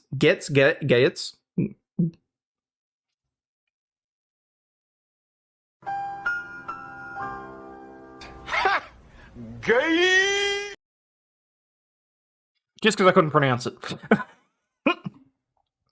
Earlier this week, explicitly threatening to call a motion to vacate if McCarthy does not follow through with a number of spending priorities and votes on bills that his detractors were promised in January. It also comes after hardline Conservatives who had been battling with GOP leadership for months over top-line numbers in spending bills forced GOP leaders to punt considerations of the Department of Defense Appropriations Bill Wednesday. I showed frustration in here because I am frustrated, he told reporters after the meeting. Frustrated with some people in the conference. We had a DoD appropriations bill yesterday, couldn't put it on the floor. I don't have one complaint by any member of what's wrong with this bill. The battles that are playing out against the backdrop of a political government shutdown deadline of September 30, if Congress can't pass a stopgap government funding bill, which the House Freedom Caucus has also put demands on. The House departs after Thursday for the weekend in observance of Rosh Hashanah. Rosh Hashanah. Okay. But when we come back, we're not going to leave, he said. Gates fired back at McCarthy. Instead of emotionally cursing, maybe the Speaker should just keep his word from January on balanced budget and term limits and single-subject spending bills. Earlier this week, McCarthy referenced his apparent belief that Gates wants him to intervene in the open House Ethics Committee investigation into the Florida congressman. He can threaten all he wants. I will not interject the Speaker into the Independent Ethics Committee to influence it in any way at all. Nor should he. The Speaker is not the only member who is frustrated. We don't try to air our dirty laundry, but again, you know, to that point, if somebody wants to file a motion to vacate, then file the fucking motion to vacate it, and that's it. Mast told reporters following the Thursday morning meeting. And stop holding up everybody's work, stop holding it, you know, over people's head like it's, you know, oh, for God's sakes, you can paraphrase. It's the noose that you're going to try and get someone to walk into. Get to work on the conference. If you have any direction that you want to take, then step up in front of the microphone and voice that direction if you want to take it. Otherwise, get the fuck out of the way. Oh, what did Marjorie Taylor Greene have to say? She has become close to McCarthy, a close McCarthy ally, and was ousted from the Freedom Caucus over the summer, echoed that sentiment, saying that conservatives making demands should raise them with the conference, calling out some of the hardliners for not attending the meeting. If we're going to be able to do our jobs, we need every single member in our conference to show up and face everyone else, and then we can work out our differences and fund the government. The group of conservatives who held up action on the Pentagon Appropriations Bill Thursday did so over demands that McCarthy present them with the top-line figures for 12 appropriation bills. The hardliners said that they will not move forward with the government funding process until they review the numbers. In addition, the Freedom Caucus is demanding policy considerations on any continuing resolution to fund the government passed relating to the border. The hardliners' stance on Thursday morning, though, had not softened. The Conservatives are insisting that their priorities have been laid out for months. We've been very clear about since July what we thought ought to come out of each of the bills in order to make pre-pandemic In order to make the pre-pandemic spending. Okay. This is not a new issue. We've been working on it since July, and we've been given specifics. Holy crap, this is longer than I thought. Okay, we're almost there. Nothing's changed from my standpoint, said Representative Bob Good. We need to pass all 12 of our bills. We need to pass them implementing our priorities from a legislative standpoint, policy standpoint. We also need to do them at a committed 2020 level that we agreed to in January and that we all voted for in April and send it to the Senate. And the Senate should do its job and avoid a government shutdown. In response to a question about the Freedom Caucus, McCarthy said we've provided those things for the last 3 months. Following a rebellion over the summer from hardline conservatives fueled by anger about funding caps in a debt limit increase bill that McCarthy negotiated with Biden, the House GOP marked up spending bills at overall levels lower than those caps, but members of the Freedom Caucus and their allies want even lower numbers. Meanwhile, the Democratic-controlled Senate has passed spending bills at higher levels than the House, setting up what the Senate Minority Leader Mitch McConnell last month called a pretty big mess. Mitch McConnell. No, he's not the one that... Who was it that just retired, that announced he was retiring? Anyway. McCarthy's goal, he said, is to pass all 12 appropriations bill, then get into negotiations with the Senate about spending levels. McCarthy also warned against a government shutdown in response to some conservatives downplaying the consequences of one and arguing that Republicans could use it as leverage against Democrats in a spending fight. I don't think it's productive to have a government shutdown during that time. I don't know who wins, and I don't know how that, watching the shutdowns before, how that is productive to get the objectives that we want to achieve for the American public. Romney, it was Mitch Romney, thank you! That was going to annoy the hell out of me. And this is why I need to actually look at chat occasionally. $2 trillion funding bill, don't do it. Ugh. So they're admitted that they're going to do it again.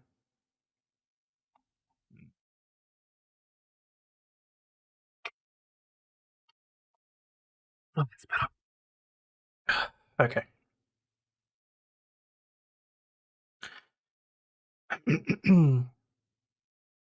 Okay. An 8-year-old boy was accidentally shot when a burn barrel with guns inside it was set on fire. The boy was cleaning up a backyard with his grandmother and other children at the time at the time of the Monday incident, said Jacksonville sheriffs. A burn barrel was filled with yard waste and then set on fire, authorities said, but 2 guns were underneath the debris in the burn barrel, and a shot went off while the boy was standing next to the barrel. The boy's family heard 2 more shots as they rushed him to the hospital. I hope to shit they got everyone away from the barrel. The 8-year-old suffered a through-and-through gunshot to his lower leg and was hospitalized with non-life-threatening injuries. Good. It appears to be accidental and negligent. There are now some Hell is this? million handguns. Oh, it's just going to be some ABC puff piece I'm trying to... It's okay, I can't name a single Australian Australian politician if my life depended on it. That's fine. That's perfectly fine. None of them are worth remembering anyway at the moment. Although it is interesting to see John Howard back in the news, like slamming the voice, which I think's interesting. They didn't specify Forbidden Rule as to who the guns belong to, but alright. Now, let's move on to something that's a little bit... Oh shit, I didn't mean to close that. Let's move on to something that has a little bit of a tinge to it. We're going to be talking about Amber, we're going to be talking about Elon. for a very specific reason. And I want to get chat's opinion on this, so hang on, let me make myself bigger. I want to get chat's opinion on this, because I have my own feelings on this, and they may not necessarily coincide with the general public, but that may also be because I'm coming at it from a legal standpoint and a legal perspective. The Mercy photo. The photo of Amber Heard dressed up as Mercy, an Overwatch character, that Musk shared in order to bring receipts for his book. Now, he posted it all over Twitter, and basically the mainstream media are now turning around and trying to use that to lampoon him, saying it was an intimate photo, he had no right to post it, all that sort of stuff. We're going to look at the news articles about a couple of news articles about it, and then I'm going to look at what the actual state of play is here in Victoria if he had done it while here. But then I want to get everybody in chat's opinion, and if you're watching this on the replay, let me know in the comments exactly what your thoughts are on this, because I do think this is an interesting thing. How terrible, where did he post it? I just said on Twitter. So don't stress. We will probably see the photo. I'm pretty sure it's in the news articles. Yeah, it is. So don't stress. We'll get there. Pixar didn't happen. It's pretty much how it's come down to. So, all right. Amber Heard didn't give Elon Musk permission to share private cosplay photo. Amber Heard didn't okay her ex-boyfriend Elon Musk's decision to share a picture of her in cosplay, page 6 has learned. A source familiar with the situation tells us that the actress did not give permission to use the photo, which was meant to stay private. The billionaire tech mogul tweeted the image in question, which showed Heard dressed as a video game character, Mercy from Overwatch, on Tuesday to confirm an anecdote in author Walter Isaacson's new biography of him. We're told Heard felt particularly slighted by the move, given that Elon had asked her several times to speak with Walter for the book, in which she did out of respect for Elon. In Elon Musk, he detailed how the Aquaman star... 37... Jesus, she's 37 now? Damn. Set out to obtain a sexy ensemble after the Tesla co-founder, 52, said she resembled the blonde support hero. Alright. Since when is cosplay intimate? We're getting to it, Forbidden Ruin. We will have a general discussion about it, okay? There's the photo. That's what he posted on Twitter. I saw significantly more revealing things while I was at Matsuri, just saying. She did dress up as Mercy. It was awesome, he said. Now, for anyone that doesn't know, that's what Mercy looks like in the video game. Now, there are obviously skins and whatever else where you can sort of change how she looks or whatever. I assume... I have never actually played Overwatch, so if anyone in the chat has played Overwatch, tell me, because I genuinely expect that skins are still available in most video games. Excuse me. She spent 2 months designing and commissioning the head-to-toe costume so she could roleplay for him. Musk went on to post a picture of his then-girlfriend in the costume on a social media platform and explained she did dress up as Mercy. It was awesome.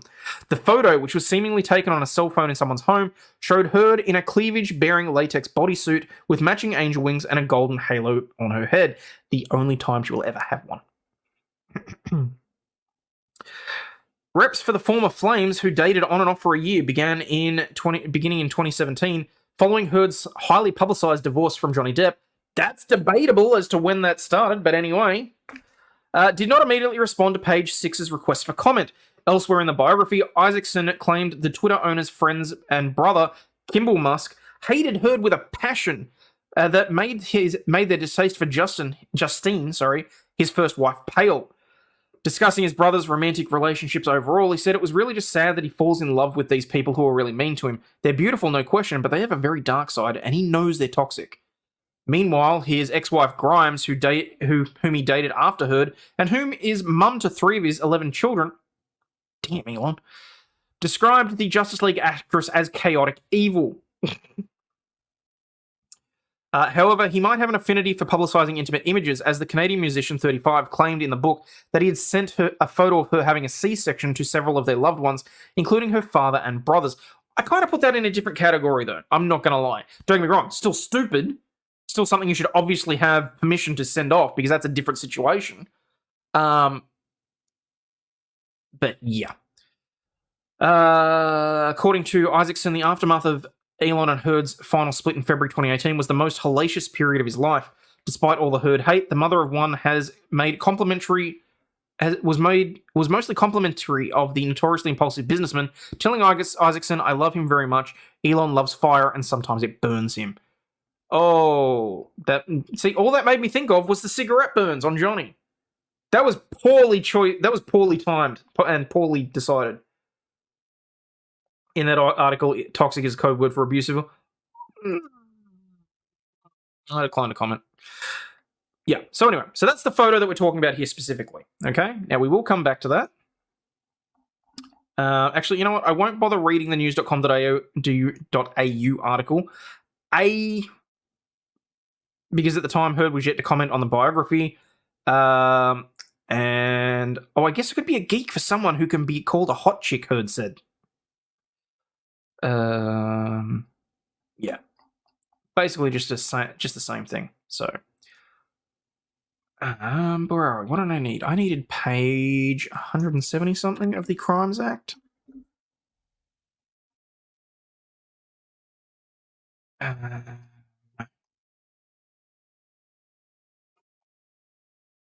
Okay, because in 2014, sharing images of intimate situations became a crime. Basically, they brought in revenge porn laws.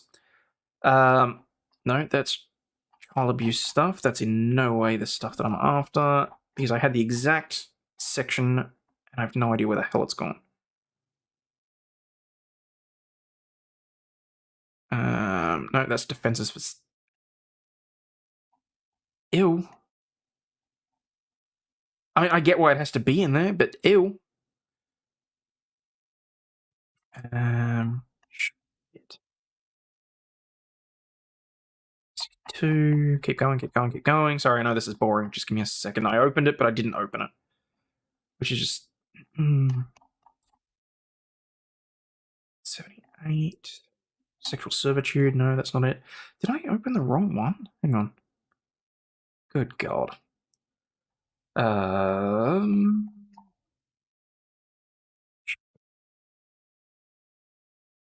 Offenses against kids. Ew. CP. Incest. Ew. Sexual servitude. No. There we are. 85. 185. Production, distributing, or threatening to distribute intimate images. Page 185. So that'll be closer to 190. What page are we on? 70. They can never just make it so that the sections marry up with the actual pages. It's really annoying. Okay. Here we go. Producing, distributing, or threatening to distribute intimate images. Now, see, here's the thing. This was brought in specifically so that individuals would be able to be charged if they, for example, shared sex videos that were made while they had partners. Or, yeah, let's actually put that up there for a second. Doesn't provide any... actually, I'll also put up the banner because I'm a moron. So... Probably been way more revealing clothes in the movie she's done. Yes. So there is that. Okay.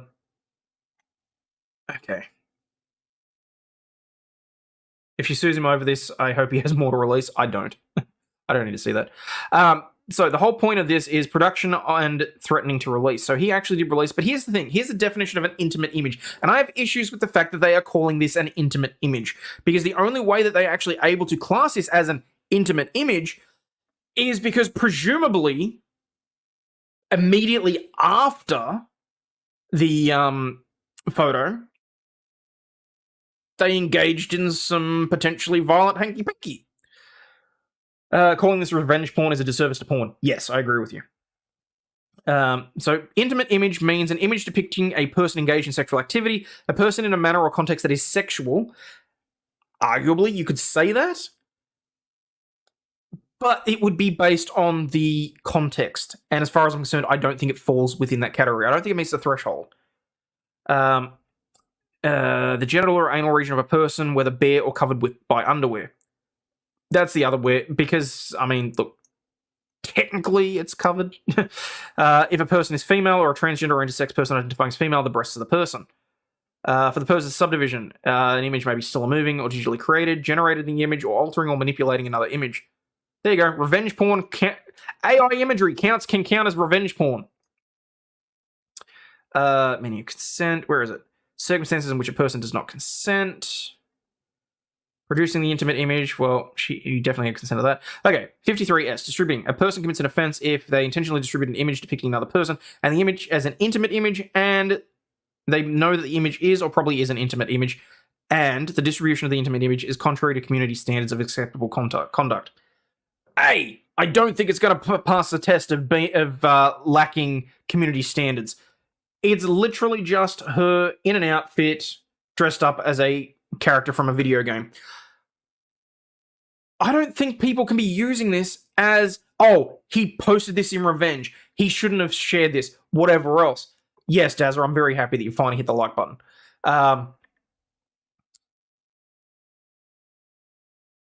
Objectively, I don't consider this sexual. So I don't consider this intimate. Beyond that, he's the one that took the photo, so he owns the copyright in it. He's fine to post whatever he wants on it about it, as far as I'm concerned. Had the image been published before? I don't believe so. Don't think it's illegal, but definitely weird to post it.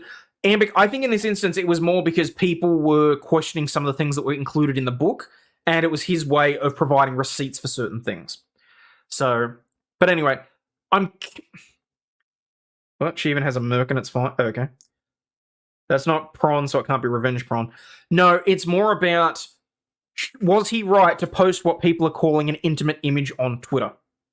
So, hang on, where are we? Oh. Did Elon have the right to post the pic? There we go. I'll let you guys have at it. This is right there. He has to know she considered it intimate. No, so just to clarify though, just to make sure that you're aware, that specifically is the law here in Victoria. So that obviously doesn't apply in the US. I'm more curious is, do you think that the media turning around and trying to use it as a way of tearing him down, saying he shouldn't have posted an intimate image, is appropriate or not? They question everything he does anyway. Still weird to me. Yeah. It isn't what I would consider intimate. I don't consider that intimate. I do not. Like I said, I saw way more risque things at the anime convention. And I will probably see way more intimate things next time that I go to the anime convention. So, but anyway. Alright. So let's move on. Because I thought this was a bit funny. Microsoft has published a garbled AI article calling tragically deceased NBA player useless.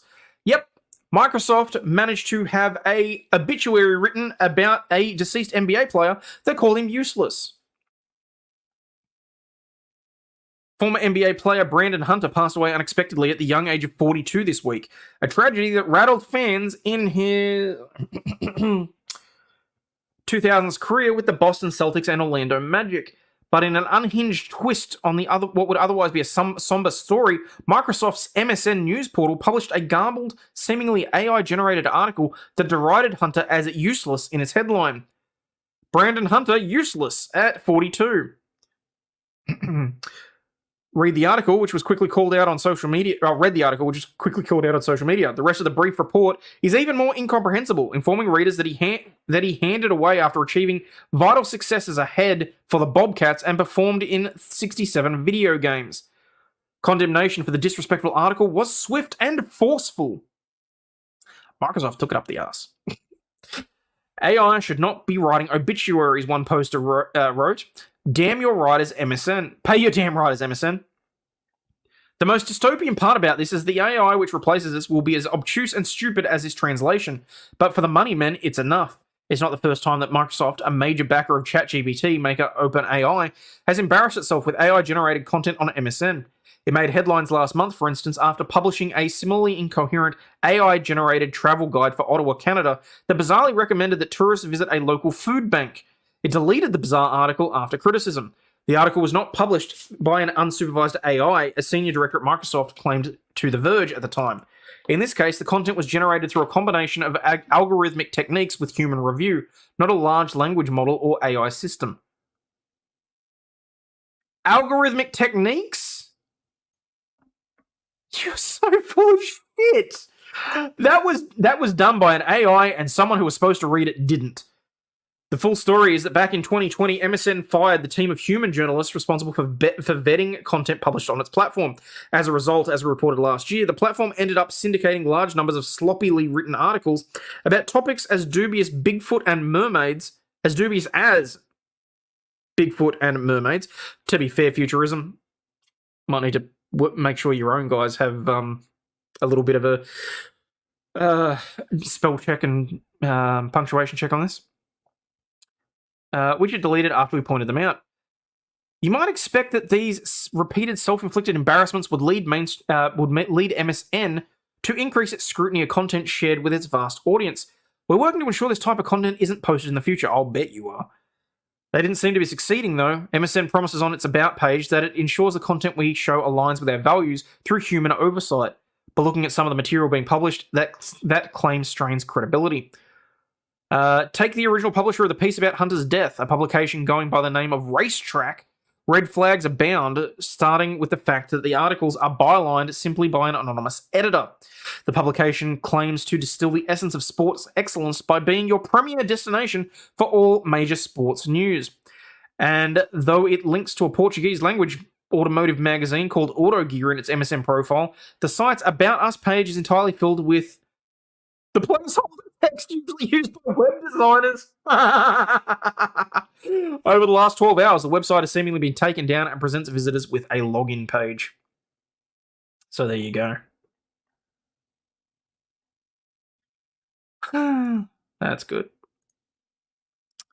Okay. Now, in a follow-up to this, a woman has died in Newcastle after being tasered by New South Wales police. This time it was a 47-year-old, and this one did not fall and hit her head, to my understanding. Haven't read through it, though, so let's have a look. A woman has died after being tased by New South Wales police during a standoff after she allegedly threatened officers with an axe. I'm shocked that they didn't just use their service weapons.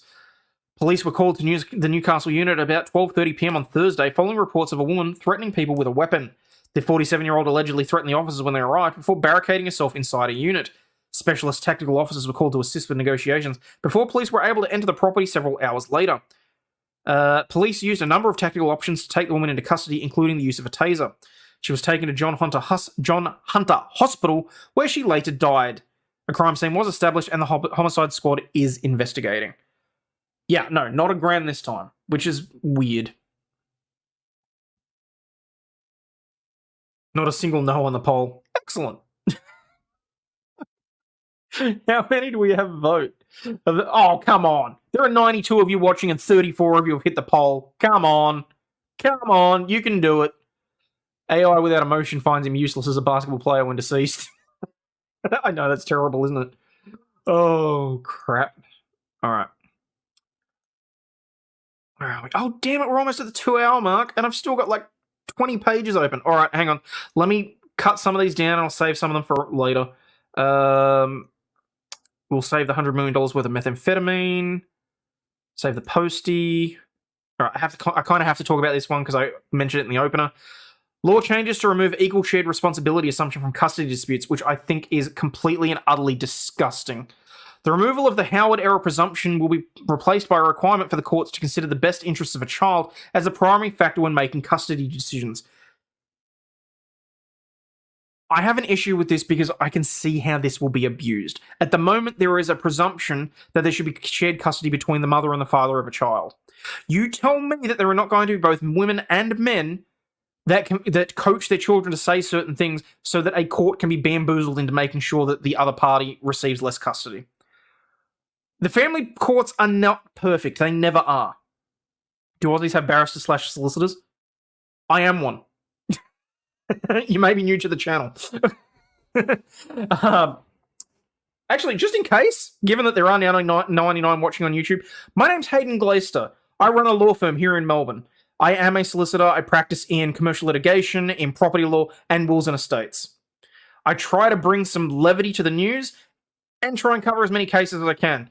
I try and cover live trials for the US when I can. I'm a little bit annoyed that we don't have so many here in Australia. Do I have a wig? No. I don't personally have to wear a wig when I appear. I am legally allowed to appear in pretty much any court in Victoria and in the federal system. I am registered with the High Court of Australia. I believe that if I go to the High Court, I have to wear a wig, but if it gets to that point, I am very much going to have to instruct a barrister. Do you need two types of lawyers like the UK? Yes, we have both. We have, so we've got solicitors and lawyers that do the day-to-day work. Barristers are a specific type of lawyer that are very specialised. They know the law, they know the rules of going to court inside and out, so the rules of evidence, the structuring of documents. We generally will go to them when we require expert advice on a particular subject that may be outside of our wheelhouse. They're very specialised, very narrow in terms of expertise, and that's why they charge a shit ton. So, one interfaces with the public, one works courts. Look, I work courts too. It's more when things are that little bit beyond the grasp, shall we say. Australia could use more crime. I still find it a lost opportunity you don't wear a wig, Hayden. Do you know how much those wigs cost? Like appellate lawyers in the US. Yeah, basically. Yeah, no, the wigs, so... At some point, I will go and visit the Rover that's on Lonsdale Street. I can't at the moment because they've actually closed down a big swath of the middle of Melbourne CBD, and going in there is just a pain in the ass. But yeah, basically, those wigs are ridiculously expensive, as are the silk robes. Okay, anyway, where did I get to? Yes, so the removal of the Howard-era presumption will be replaced. The changes will be made in the wake of the Senate review into the legislation, which also requires the courts to consider the history of family violence when making decisions about child custody. I don't have an issue with that whatsoever. It annoyed me a little bit that certain previous acts had to be excluded. There's a reason I don't practice in family law, though. It is gut-wrenching. All power to Rob, but I couldn't do it. Nicola Jansen from the Law Reform Commission Practitioners Association of WA said the previous litigation had been confusing. I think that the way the 2006 amendment had been drafted is that it weaponized the family court in a quite unhelpful way. No shit, you think? There's a lot of confusion about how it operates, and there's a lot of parents who think it is a given right that they will have their children half the time, and that's simply not the case. So any steps that can be taken to make it more clear to families is a good thing. I will agree with that. The wig and Croc Dundee hat combo. You wouldn't see the wig. You wouldn't. And also, I would not roll in that wig. If I ever had a wig like that, I wouldn't. Okay. Where are we? Oh, yes. A 2-year-old has shot a suspect in the back, leading to their arrest. A 32-year-old man faces multiple felony charges for child neglect and unlawful possession of a handgun after a Hang on, is that playing? That's playing. 32-year-old man faces multiple felony charges for child neglect and unlawful possession of a handgun after a 2-year-old accidentally shot the man in the back. On September 9, police responded to reports of a shooting and found the 32-year-old Justin Wiley suffering from a gunshot wound to his upper back. Wiley reportedly told police he had put a gun on a bed beside him when the child tried to grab the gun, leading to the fired shot. The child suffered injuries in the shooting, including a swollen and blistered finger. Oh god, the 2-year-old got Beretta bullet. According to court documents, but medical personnel did not take the child to hospital. Authorities took Wiley to hospital and determined that he was not suffering life-threatening injuries. According to court records, he is the defendant in an active ex parte order involving a woman inside the home at the time of the shooting, and is also a convicted felon regarding a 2019 charge for unlawful possession of a syringe. Wiley's been charged with neglect of a dependent resulting in bodily injury and unlawful carrying of a handgun, each of which are level 5 felonies. It was supposed to be heard in court on Thursday. I mean, what was this? Well, that was like 3 days ago. How do I still have this open? Oh well. Happens so often. Practice gun safety. Yeah. Always practice gun safety. And trigger, oh shit, you know what I'm saying.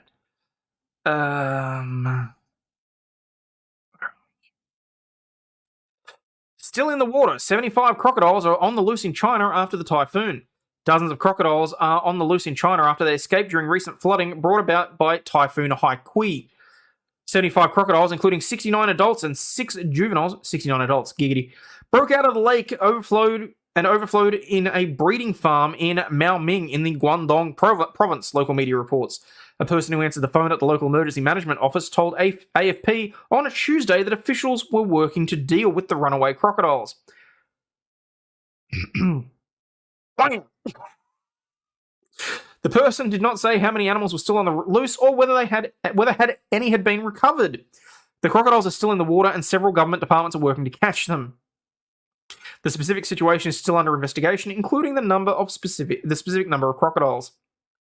A video published on the state-backed Beijing News showed responders in red uniforms searching flooded areas in rescue boats. Oh, dude. Further images showed several 2-meter-long scaly beasts lying on the road, their fearsome jaws bound with red tape. Oh, so they've caught at least 2 of them.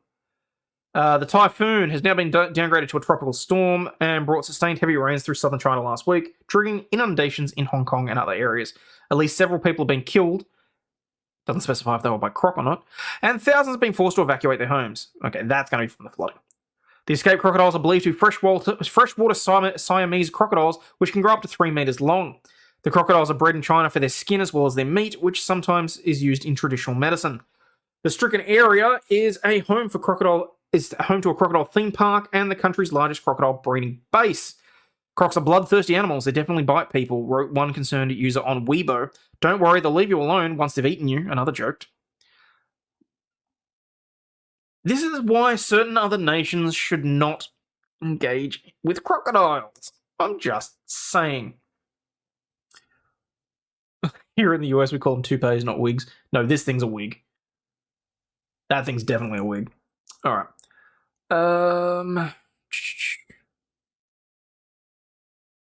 Get that. Open that twice somehow. Save that one too. Damn, okay, so I've still got half a show for tomorrow. Lovely. Alright. YouTube mum Ruby Frank and husband Kevin secretly separated 13 months ago over a difference of opinion about their parenting before her arrest for child abuse. When we initially covered that a few days ago, my question was, where the hell was the husband? Turns out, for the sake of her channel, they'd kept it quiet, but he'd left the house 13 months earlier and hadn't been able to take any of the kids with him. Alright. YouTuber Ruby Frank secretly separated from her husband Kevin 13 months ago over a difference of opinion. Ruby, 41, was charged with 6 counts of felony child abuse after her 12-year-old son was found with open wounds and duct tape on his limbs. She was arrested along with business partner Jody Hildebrandt on August 30 on aggravated child abuse charges. Kevin's attorney, Randy Kester, claimed the 44-year-old father didn't see his children and wasn't aware that Ruby had moved them to Ivins, Utah, about 4 hours from Salt Lake City. Kester claimed that Ruby had been controlling Kevin emotionally because she knew how much he valued their marriage. I think she's just abusive all around from the sounds of it. It was his desire to be able to get back to the family and preserve his marriage, Kester told the outlet. Kevin never had any reason to believe that his children were being abused. Yeah, well, I mean, if she's keeping him from seeing them. Speaking to Page 6, Kester said that he couldn't comment on the marriage as he didn't represent Ruby, but confirmed the pair was still legally married. The Utah-based attorney also claimed that the marriage began to fall apart after she started working with Hildebrandt. He says she manipulated him in conjunction with Ruby, that she's kind of the spearhead toward essentially destroying his life and destroying his family. Kevin was working to regain custody of his minor children who remain in the custody of the state. Ruby and Hildebrandt were arrested on 2 counts of aggravated child abuse in late August and has since been slapped with an additional 4 counts after being locked up. In her first public appearance since last Friday, Ruby was a contrast to her picture-perfect social media presence as she learnt that she and her partner would remain behind bars without bail. Speaking exclusively to the Daily Mail, Ruby's family revealed that they hoped that she'll be put away forever while distancing themselves from their estranged relative. Her sisters-in-law Cynthia and Jennifer said that they believed that the abuse allegations against the mother of 6 adding that they were shocked and sickened. During a court appearance last week, Ruby made astonishing claims that one of her minor children sexually abused one of their siblings and other children. I fucking missed that. She's putting the blame on 2 of her kids to validate what she did to her children. At this point, I think she'll say anything to save herself. It's disgusting. Cynthia, who is the wife of Ruby's husband Kevin's older brother, Alan, said, "We had no idea what was going on in the family. Jennifer Frank, 42, is married to Kevin's brother Aaron, said, Ruby isn't really my cup of tea. I've never really liked her from day one. She always thought she was better than anyone she's around. If you look up narcissist in the dictionary, there will be a picture of Ruby. Jennifer wanted to make it clear that her family is not affiliated with Ruby, as well you would. You'd be distancing yourself so badly.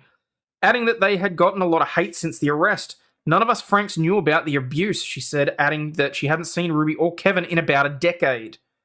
Jennifer added that the rest of the Franks looked down on Ruby for starting the popular YouTube channel 8 Passengers. Ruby and Hildebrandt had previously been criticised for their teachings on parenting, collaborating on Hildebrandt's life counselling service Connections. Jennifer said the family heard that Jody moved into the Frank family house between 2021 and 2022. She said she heard at some point Ruby and Kevin started to go to Jody and her company for marriage counselling. It was a cult. Kevin was in a men's group at Connections. He had a checklist of what he needed to do to be better, and if you did, they would praise you. If you didn't, they would chastise you. Yeah, that's not marriage counselling. When Jody moved into the family Springville marital home, one of the first things she did was separate Ruby and Kevin. It was almost like the movie War of the Roses. Jesus. Ruby was living on one side of the house, Kevin was living on the other. Kevin couldn't talk to Ruby unless Jody was present. Kevin moved out last July. He lived in a townhouse near the family home where he had a minder from Connections that would stay with him at the townhouse and watch over him. Oh, for fuck's sake. Dude, A, grow some balls. B, how did you not know your kids were going to be abused after you left? That's disgusting. Jennifer said that Ruby and Kevin's oldest child, Shari, 20, came to her and she wasn't allowed to speak to her father. Shari told us that Kevin was kicked out last July. At the time, we never knew about Jody and the influence she was having on the family. At the time, Shari told us, my dad won't talk to me, he wouldn't take phone calls or answer emails, etc. She continued telling Jennifer, my dad thinks he's a horrible person. Ruby and Jody have brainwashed him to believing that he is a bad person. Shari tried contacting her father after he moved out, but he blocked everyone on social media, his cell phone and email. I feel bad for Kevin. He's like almost brainwashed. I feel sorry for him. I've known Kevin since he was 11 years old. He's a good guy. Ruby and Jody brainwashed him into moving out and abandoning his family. Oh, a cult in Utah? Who knew?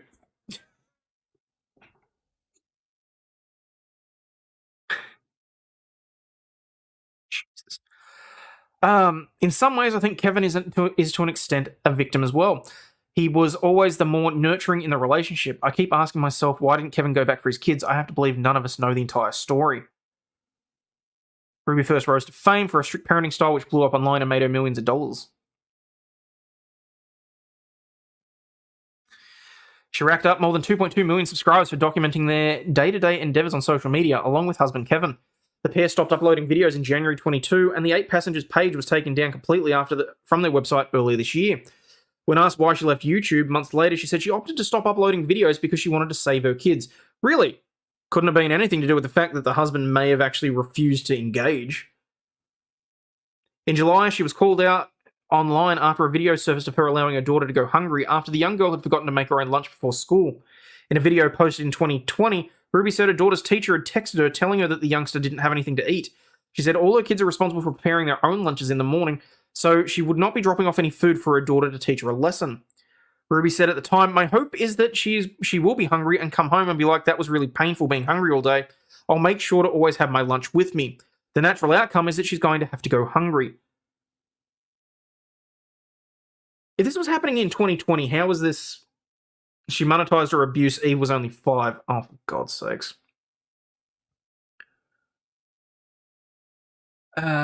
It was this parenting style that helped the women gain notoriety and a massive following on YouTube.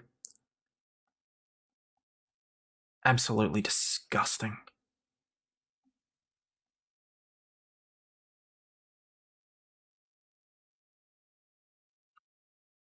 Anyway.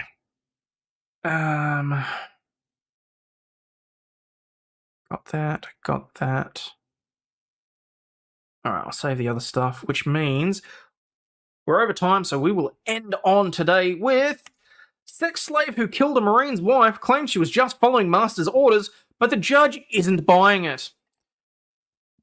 A self-proclaimed sex slave saw her bid to vacate a conviction for killing a Marine's wife rejected after a California judge ruled it was unreasonable to believe she was just following orders from her masters in the brutal BDSM slaying. Jessica Lopez, 36, who described herself as a slave and in a relationship with Marine Staff Sergeant Luis Ray Perez and his girlfriend Dorothy Marilangino, initially confessed to the 2012 murder of Brittany Kilgore, 22.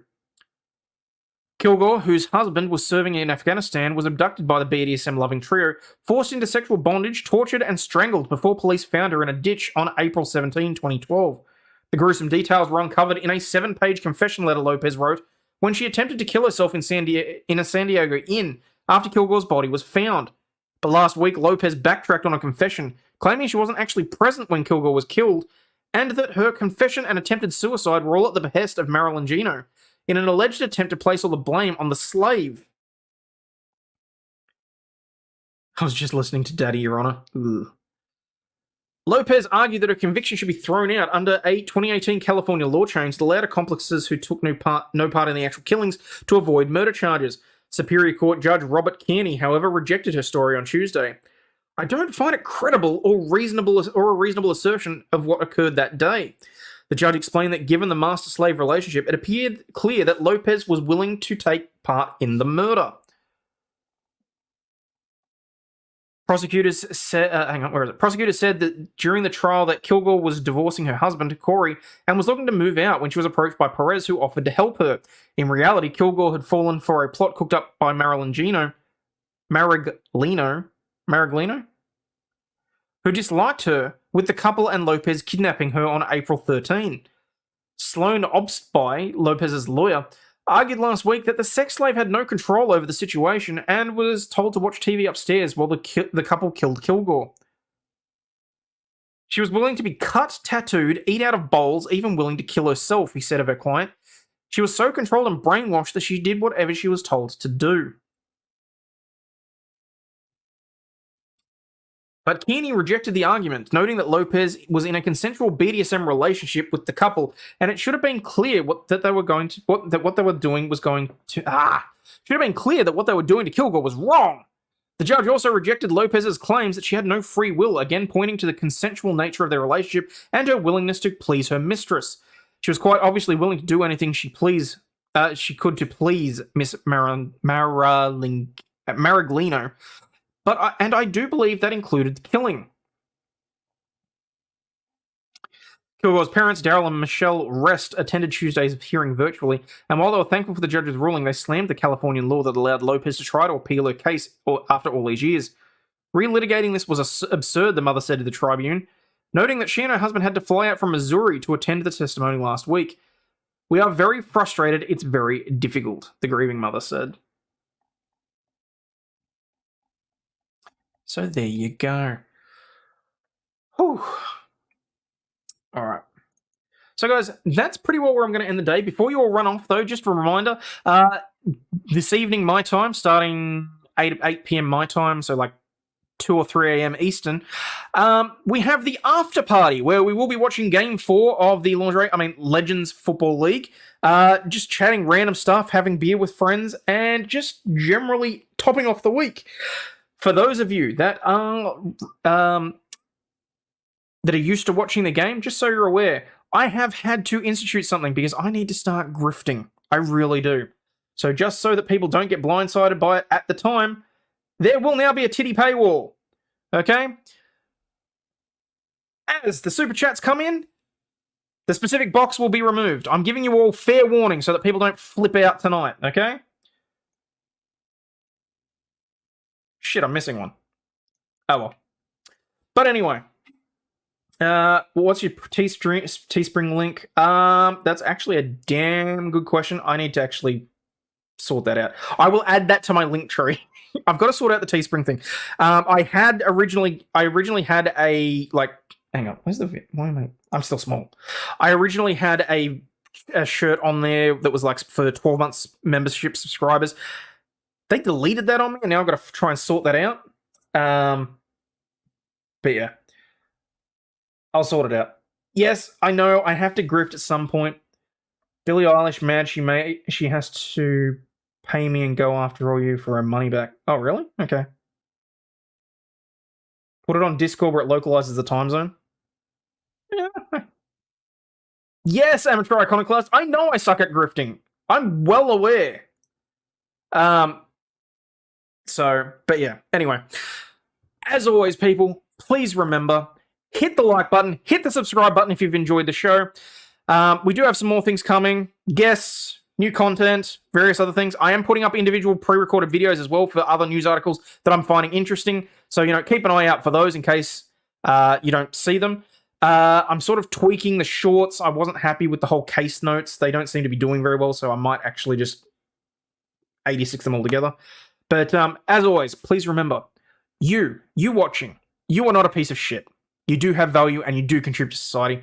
And I would very much appreciate it if you all share the stream out.